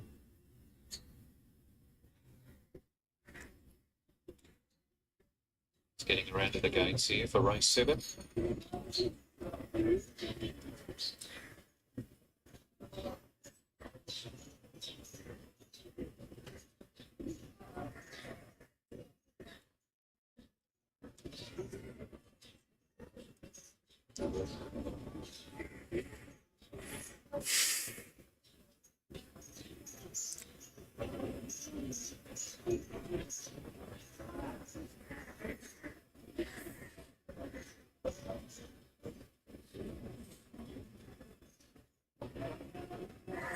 Ten is also getting tailed. 6, 10, everybody is getting tailed. There is something not right.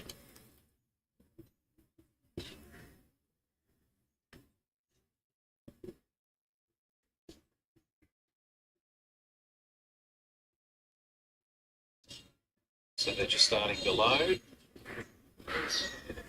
Raging Bull, Desperado, St. Vincent's. Are they preparing to make that 9-year-old gelding win? Number 2. Another handful of runners in the gates. If that happens, it will be very sad. The mill is the next to load. And that leaves about 4 others to get ready. If that 9-year-old gelding wins. She's into odds on at $1.90. Soul of Spain is set. And the last couple will be Fagan and Elma Rise. For race 7, starter heads around. The sports bet. I like 10 Ballarat.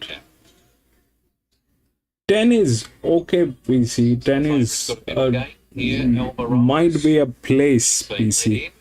I don't know. The way it is playing, I seriously have no clue. It might win.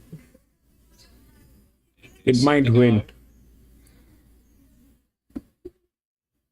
Movement from Desperado's gate, I think, down near the inside. Chasing Aphrodite, the signal's given. 11. And they're off and racing. They've broken a very even line. Chasing Aphrodite, one of the first to show out, just in front of Desperado. 6 getting tailed. Across it's Gregor Limo. If that 9-year-old gelding wins, that 2 wins. This is the last race at Ballarat. I'm not even going to complete the card. Soul of Spain and Sing for Peace were next, and about a length away last is Dashing Willoughby. So they head out into the back.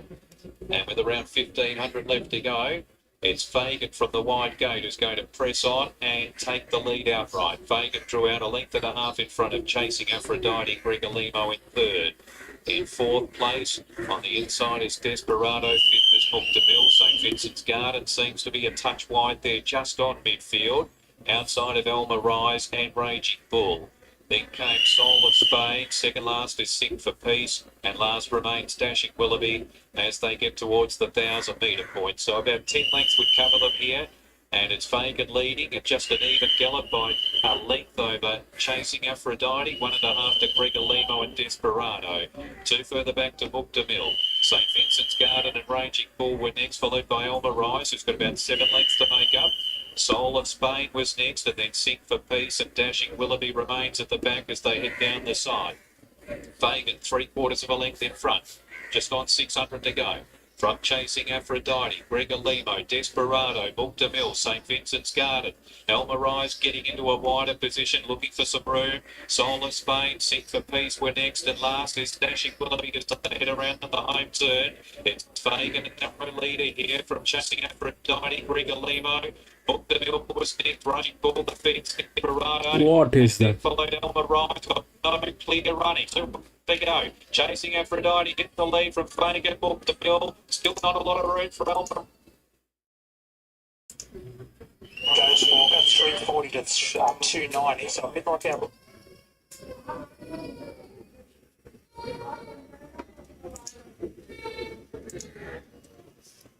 I think the cameraman had a heart attack. Get ahead of St Vincent's Garden, further back to centre toward the we had Frank Boom, 11. Willoughby. It's really tight. 11. Pretty big there. Provided by Jamie Mott and provides strength faster than Natalie with the second group of the day. Chasing Aphrodite will run second. Soul of Spain in third. And Raging Bull, I don't know how there was room for him to put his legs down in the last 100 metres of the race. He's finished in very restricted room there in 4th place. Your interims will go 11, 1, 10 and 7. 11, 1, 10 and 7. 11, Not really too much room either 1, for the favourite when it was really 10 needed there and in 7. Rise. So 11, 1, 10 and 7 are the numbers. Book de Mill, number 11, is a 5-year-old by See the Stars. When it gives It doesn't make sense. winner of the day. So, that 11 wins. 11, then 1. They're tailing gates. That's a horse. 11, 1. 10 was okay. There was a management going on. Could win. And 7. This is ridiculous. This is ridiculous. There's nothing that will happen. There's nothing that will happen here. That 11, the only good thing that I think Frankie kind of taken a note of is that this horse has been racing here. It has done this distance. It has raced here at Ballarat. That's the only reason. Other than that, there's no other reason. That losing that 6 is like we are in a bad place today. I mean, let's just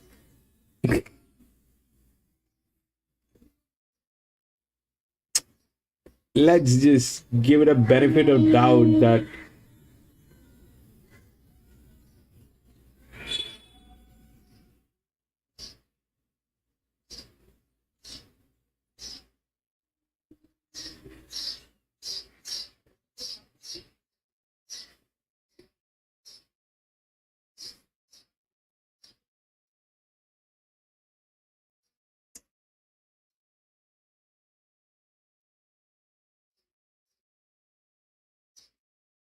Six was getting tailed, PC, so I was out. 6 was getting tailed.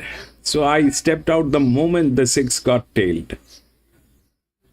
There's nothing. I do not want to get into it. And the way they're playing, I don't want to risk anything. The way they're playing.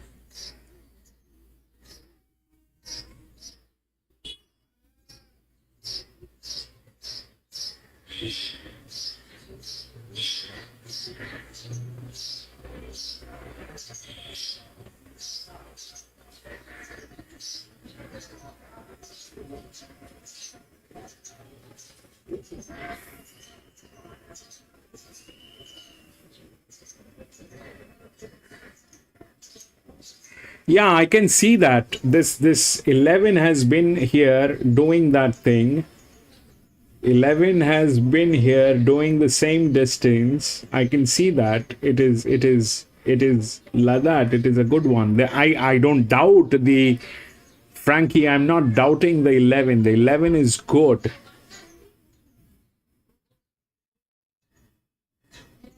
I'm not doubting the 11. The 11 was good. But a 2000 meter, a linear losing with the rails. And that is not the first instance. This thing has been happening from the first race. They're putting unnecessary pressure on the maiden horses, on the handicap horses, on the benchmark races. There's no pressure. This one was a decent one, but I stepped out.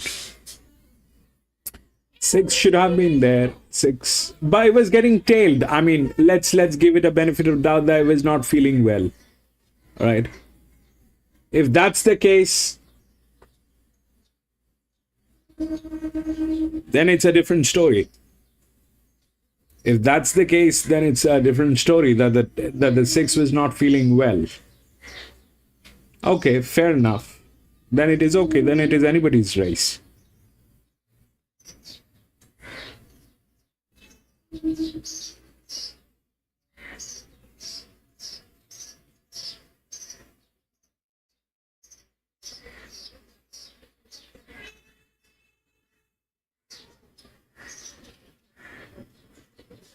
But it doesn't match the pattern of the tier 1 tracks. I mean, we cannot take these people for making new rules. I mean, if they're trying to make new standards and new, they I don't know. This is not how things happen on the tier 1 tracks. This is not what it is. So either they are wrong or these people are wrong. Either Flemington, Randwick, these people are wrong, they're morons, or these people are wrong. Somebody has to be wrong. Both of them cannot be right.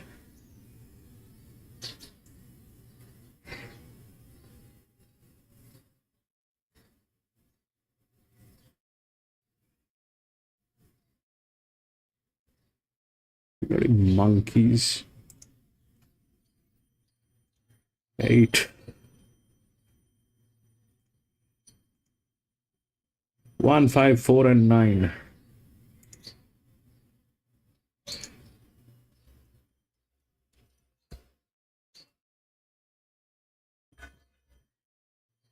But I'm very happy for you, Frankie. Congratulations. That was a bold move on that 11. But brilliant job, Frankie. Brilliant job.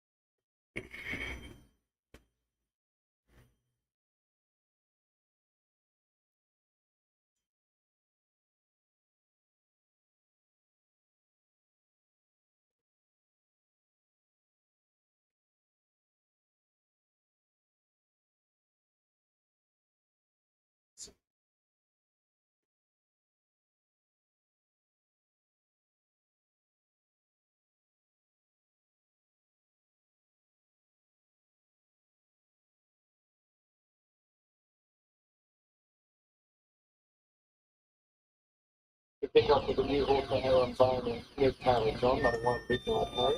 He's had a decent break. He's had most of the year off, but he does come off a last start maiden win. Let them up in a recent barrier trial at Murray Bridge. Wasn't knocked around when running a placing behind Howell. $7.50 with Ladbrokes. The heavily backed favourite is number 2, Wally West. Still only the one career win, and he's had 23 starts now. Blinkers going on, a crossover noseband going on. He was a bit plain last start, but 3 starts ago, first up, he ran well. What about the 3, Samambi Star? Little over a month between runs. I thought it was a career best effort last start, even though she was unplaced at Port Lincoln, covered a fair bit of ground. You'd think these might be a little bit strong for her. $11 with Ladbrokes at the moment. The 4 is Tara Rani in a new stable.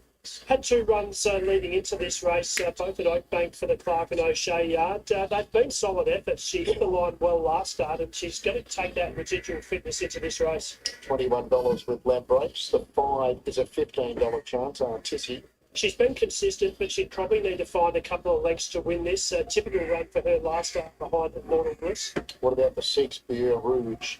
Beer Rouge was really good 2 starts ago, where she got a long way back and absolutely powered home to just miss.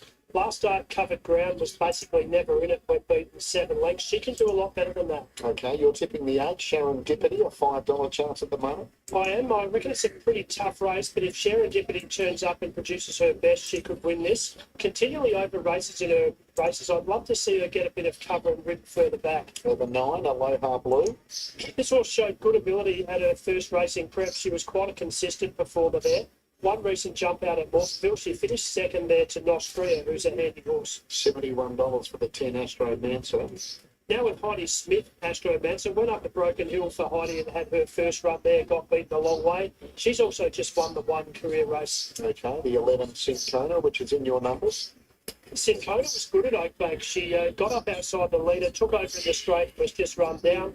We know Balaclava can play towards those horses right on speed, and she's a possible leader here. Okay, the 12, Intacto. Another horse who maps quite well here, generally an on-speed man, got blinkers going back on at a claim, but that strike rate of 1 to 20 is poor. And 13, Eastside Diamond. Getting right out of the market, but she finished off well last start with a little slap, easier race at Oakbank. Horse number 2 has been really well back here, Wally West. Harry Ingram joins me for the John O'Connor yard. Harry, is this the day for Wally West? Yeah, look, John, we can have a false work at home. Kayla's obviously only had one start. Last start, Mortonville, and just gave us ideas on what we could try with the horse. Obviously, Lucas asked on that line. First time the bill's over, was up to her today.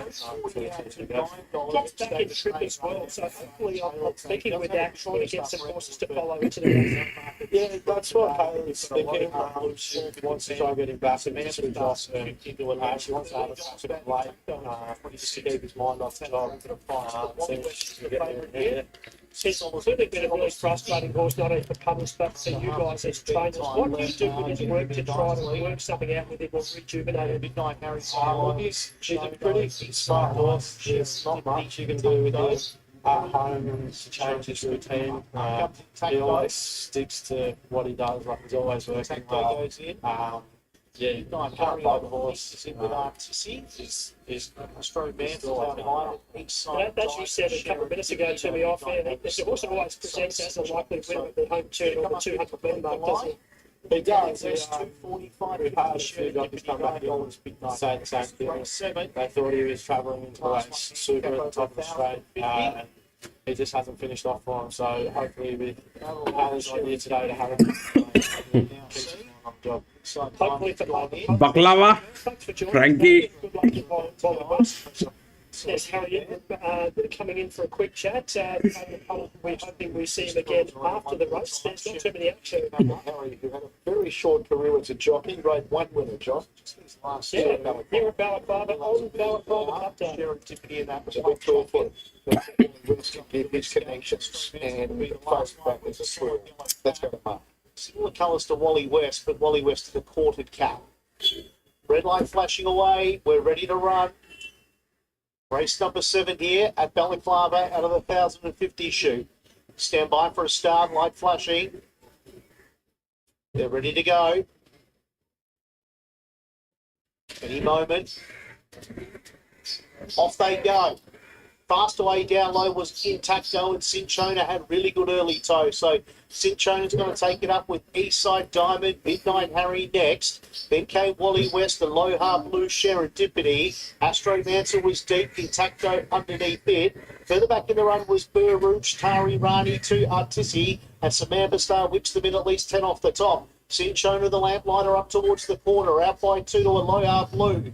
Midnight Harry was next, Wally West, Eastside Diamond, then Serendipity, Astro Mancer, Intacto, Bear Rouge a long way back, then came Tari Rani, Artisi near the rear, and Samantha Star the last one, working up to the 275. Cinchona about to be tackled by a Low Half Blue, Midnight Harry, Serendipity, and then wide around on the truck was Wally West. Wally West is storming home. A Low Half Blue hit the lead with Serendipity, Wally West. Serendipity sprinting hard late. Serendipity hit the lead late, and Serendipity wins. Now, Burr Rouge is flat to grab second, I think, in front of a Low Half Blue. Then Wally West, Artisi. The next one through the line was Intacto, Tari Rani, Astro Mancer, then Eastside Diamond, Cinchona.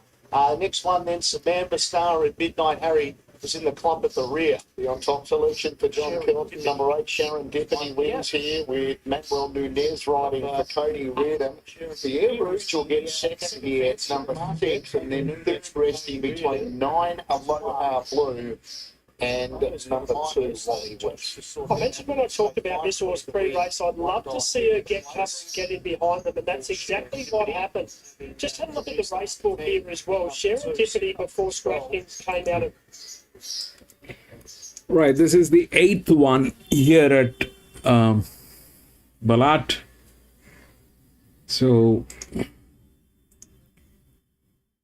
we look at the odds. The odds are 1, 5, 4, and 9. Okay, 1, 5, 4, and 9. So 1 is well within the rails. It is the second linear actually on a 1400 meter. And it's a benchmark 64. Look at the pressure. The linear is actually this one, which is number 7, but it is not within the rails. So it is difficult for this to win.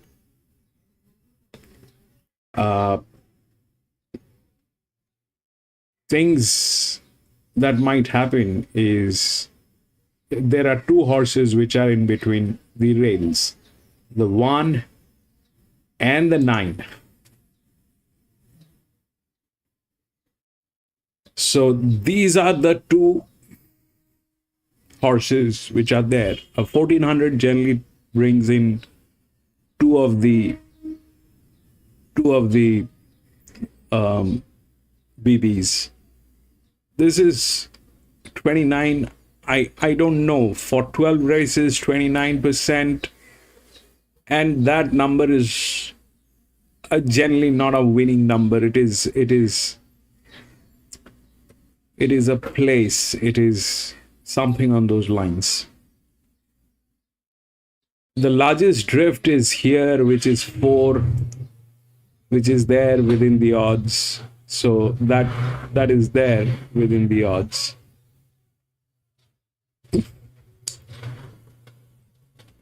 So things that might happen is, if it gets between these 2 horses, 9 and 1, then 9 will win. If it gets between 9 and 1, then 9 will win. 1 has advantage, that's there. But if it gets between 9 and 1, then 9 will win.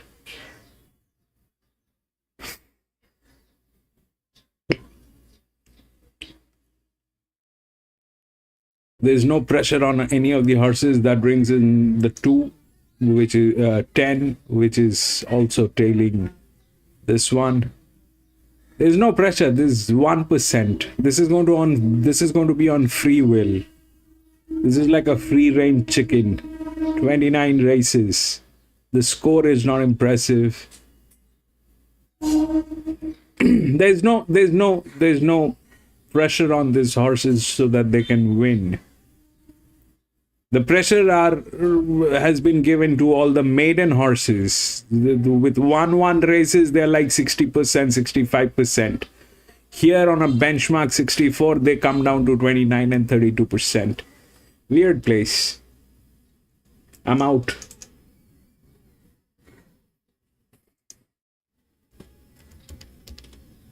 This was not the case here.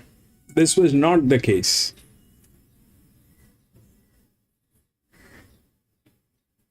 This used to be one of the tracks. I mean, last year, I think we have raced on that artificial track back to back. And what results that track has given us. Back to back queens, trifectas, everything.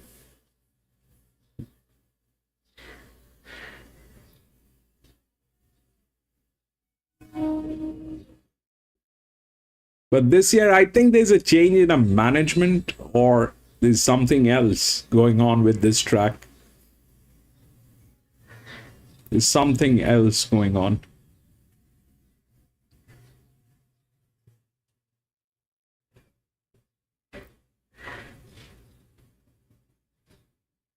Two in Warwick Farm. They're showing.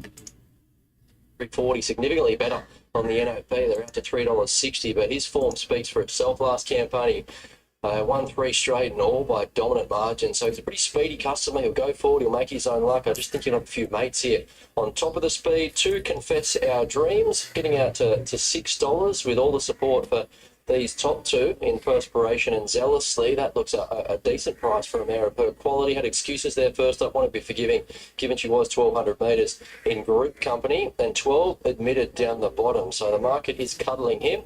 Did get out briefly to $5.50. 1 and 2. Into $5. I'm following Frank. I've not done anything today, so I'm following. A fantastic strike rate, and he's always going to improve. PC 1 and 2. 3, 6, 2, and 12. Perspiration. Let's go. Yeah, so Perspiration. Let's do something at least. The only losers in the race, Perspiration and Rumours Abound, there at $31. A few maybe on the Stubbs double, but Zealously is the best backed. It is a winning result from Tab's End at present, but that could shift and shift quickly. But Zealously, I'm not going to go with a queen, but I'm going to put a win bet on both. After this, we've got 1 a and little bit of 2. time on Sky Thoroughbred Central. I have no clue. Canberra just having a short but sweet day. They should be on half pay, those two. But we'll have a look at a few of the features coming up on Saturday. We obviously have the size. It looks a pretty open edition of the Group 1 English size. We've got the TJ. I can't wait to see Briasa and Co. in action there. We've got the Doncaster Mile, linebacker favourite, and we'll have a look towards the Derby as well, where it could well be a girl, Aliana, who could be the one to beat. So we'll analyse that. You've had a quick look at it. You've been able to do the form for the Dunning? Yeah, I've got the Doncaster under the belt. So that took 5 hours.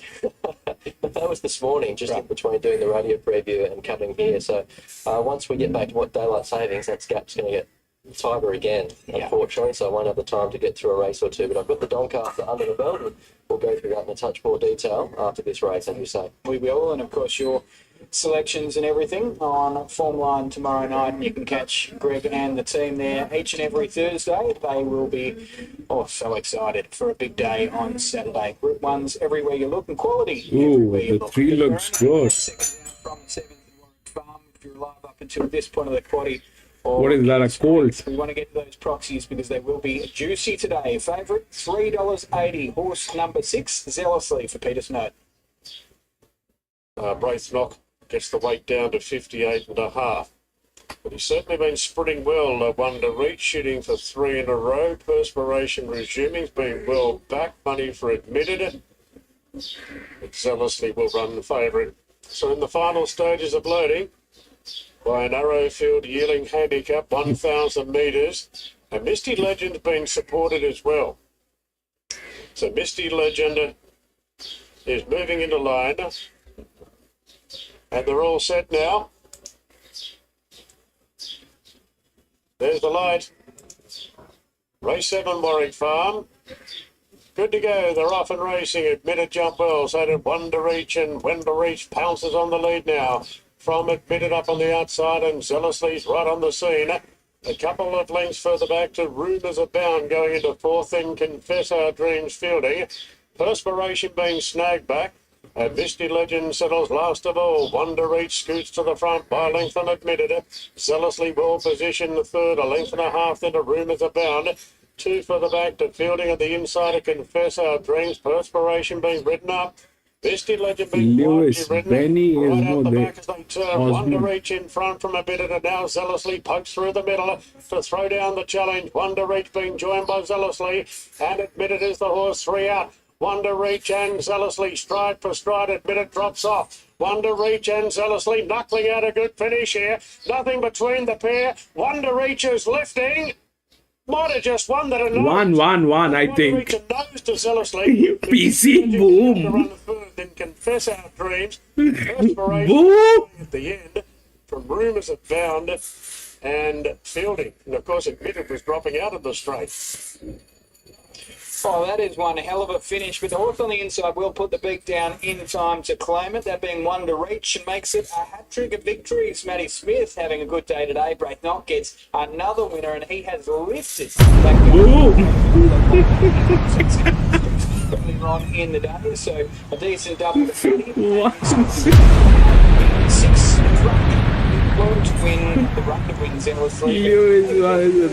Felt the pinch a touch up against the rock hard fit Wonder Reach. As for the minors, the 10, Misty Legend, third up, has run third, and the 2 will ultimately run fourth. Confess Our Dreams, who I thought travelled nicely in the run, but it has been fought out by those closer to the speed. Good win by the one. Yeah, so I guess the punters that followed him got the reward there, because the more they win, the bigger the price, as they say. So he showed terrific speed, he crossed, he ran along, it looked like a genuine improvement, but it just kept on running. So he thought Zealously travelled like the winner. Maybe just peaked on his run that last little bit, and to his credit, when it counted. Soul, welcome back. Confess Our Dreams was chipping away late with the margin. Misty Legend cut the corner, having originally settled. That was 100% a linear horse. Into the ground, so dominated by those on top of the speed, but Wonder Reach just kept on running. Great form. It turns out he just keeps on winning. That's now 3 on the bounce. 3 on the bounce and 3 at the 1,000 metres. 2 of them at the 1,000 metres here on the track of Warwick Farm. Wonder Reach is in a rich vein of form, a 5-year-old son of Outreach, and carrying a decent bit of weight, albeit with the claim today. He's done a brilliant job. Some pretty happy owners by the looks of the fist bumps behind me as well. Matty Smith, well done. Yeah, we had some help there. Yeah, we rode him hard today. Okay, this is going to be the end of our misery. This race is going to be the end of our misery. At Ballarat. I don't know. We'll get it. Hold on. We'll get the price. Let the results be out, Lewis. The result is not out.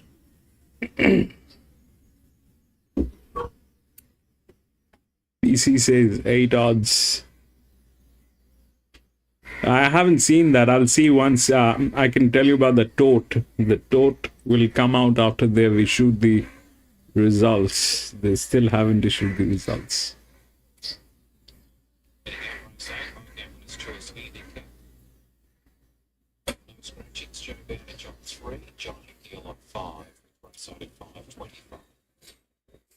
Yeah, so I am out. If it gets between 1 and 9, 9 will probably win. But I am out. 5.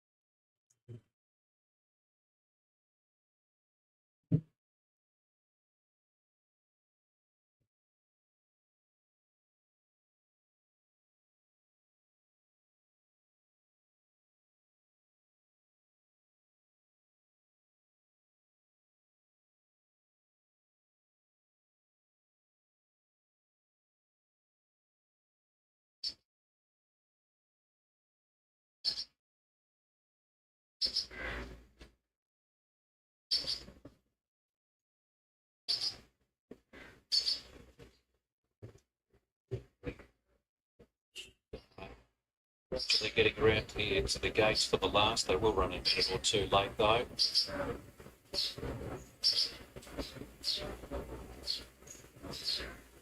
Bit late heading out front, so we're going to run a minute or two late here. It's one of the schools yet.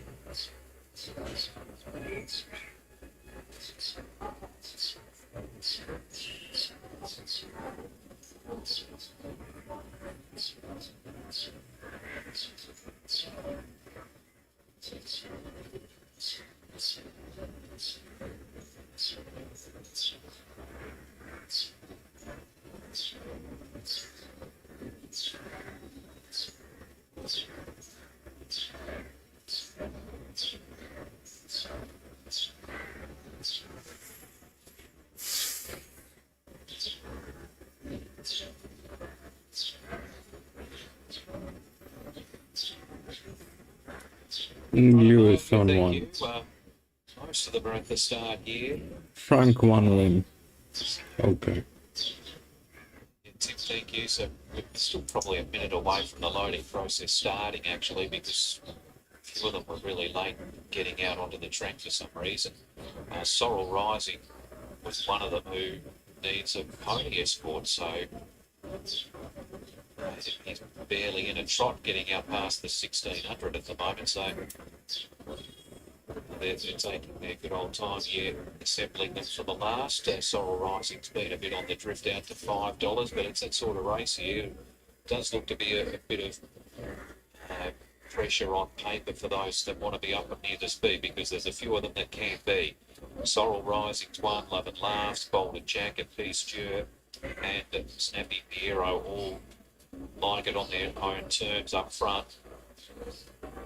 That might help potentially a horse like Flycatcher or Sand Winner, who are both in single figures, but the flow of money has gone for a piece due here, who is one of those potential front runners, has been 480 down to 390, and is now narrowly the favourite in front of Flycatcher, Sorrel Rising, Love and Laughs and Sand Winner. So they're just starting to load them here for the final race of the day. Sand Winner just going up into gate 3. Can't Be, who's drawn a wider gate. Miss Barrelow setting gate 1. Snapping Hero in 2. Flycatcher is about to move in. Sorrel Rising has only just arrived at the gates, will move up ahead of him. So continue to get them into the stalls. There's a handful out now. A piece due, Flycatcher both come up into their respective gates. Love and Laughs to join them, Boulder Jack and also Charlotte. So the starter's about to head around for race 8, the high game winner's choice handicap. Charlotte goes in, Boulder Jack for Bowditch. Moved up as well. Love and Laughs to the outside. 5 Ballarat, PC. And they're already 1400. Set for a start, there's the signal, and they're away. Love and Laughs jumped really well from a wide gate and is right up there with Snappy Hero, Boulder Jack, Sorrel Rising, moving into 4th position, and then Sand Winner followed over on the inside to Miss Barrelow. Peace Due well off the speed early, one of the well-back runners, back 4th last in advance of Charlotte, Can't Be and Flycatcher. So they start to move off the back. Love and Laughs lead by just over a length on Boulder Jack, 2 to Sorrel Rising, Snappy Hero 4th the inside, 1.5 to Sand Winner, and Miss Barrelow 2 to a piece due. Then Charlotte, second last is Can't Be. And That is an 8-year-old. That the too. lead is the last one with 700 to go. So Boulder Jack's a bit keen here, moved up outside of Love and Laughs, and neither are going to get much peace. They lead by 2.5 now on Sorrel Rising, Snappy Hero, 2 or 3 to Sand Winner, Miss Barrelow, Piece Due getting into a wider position.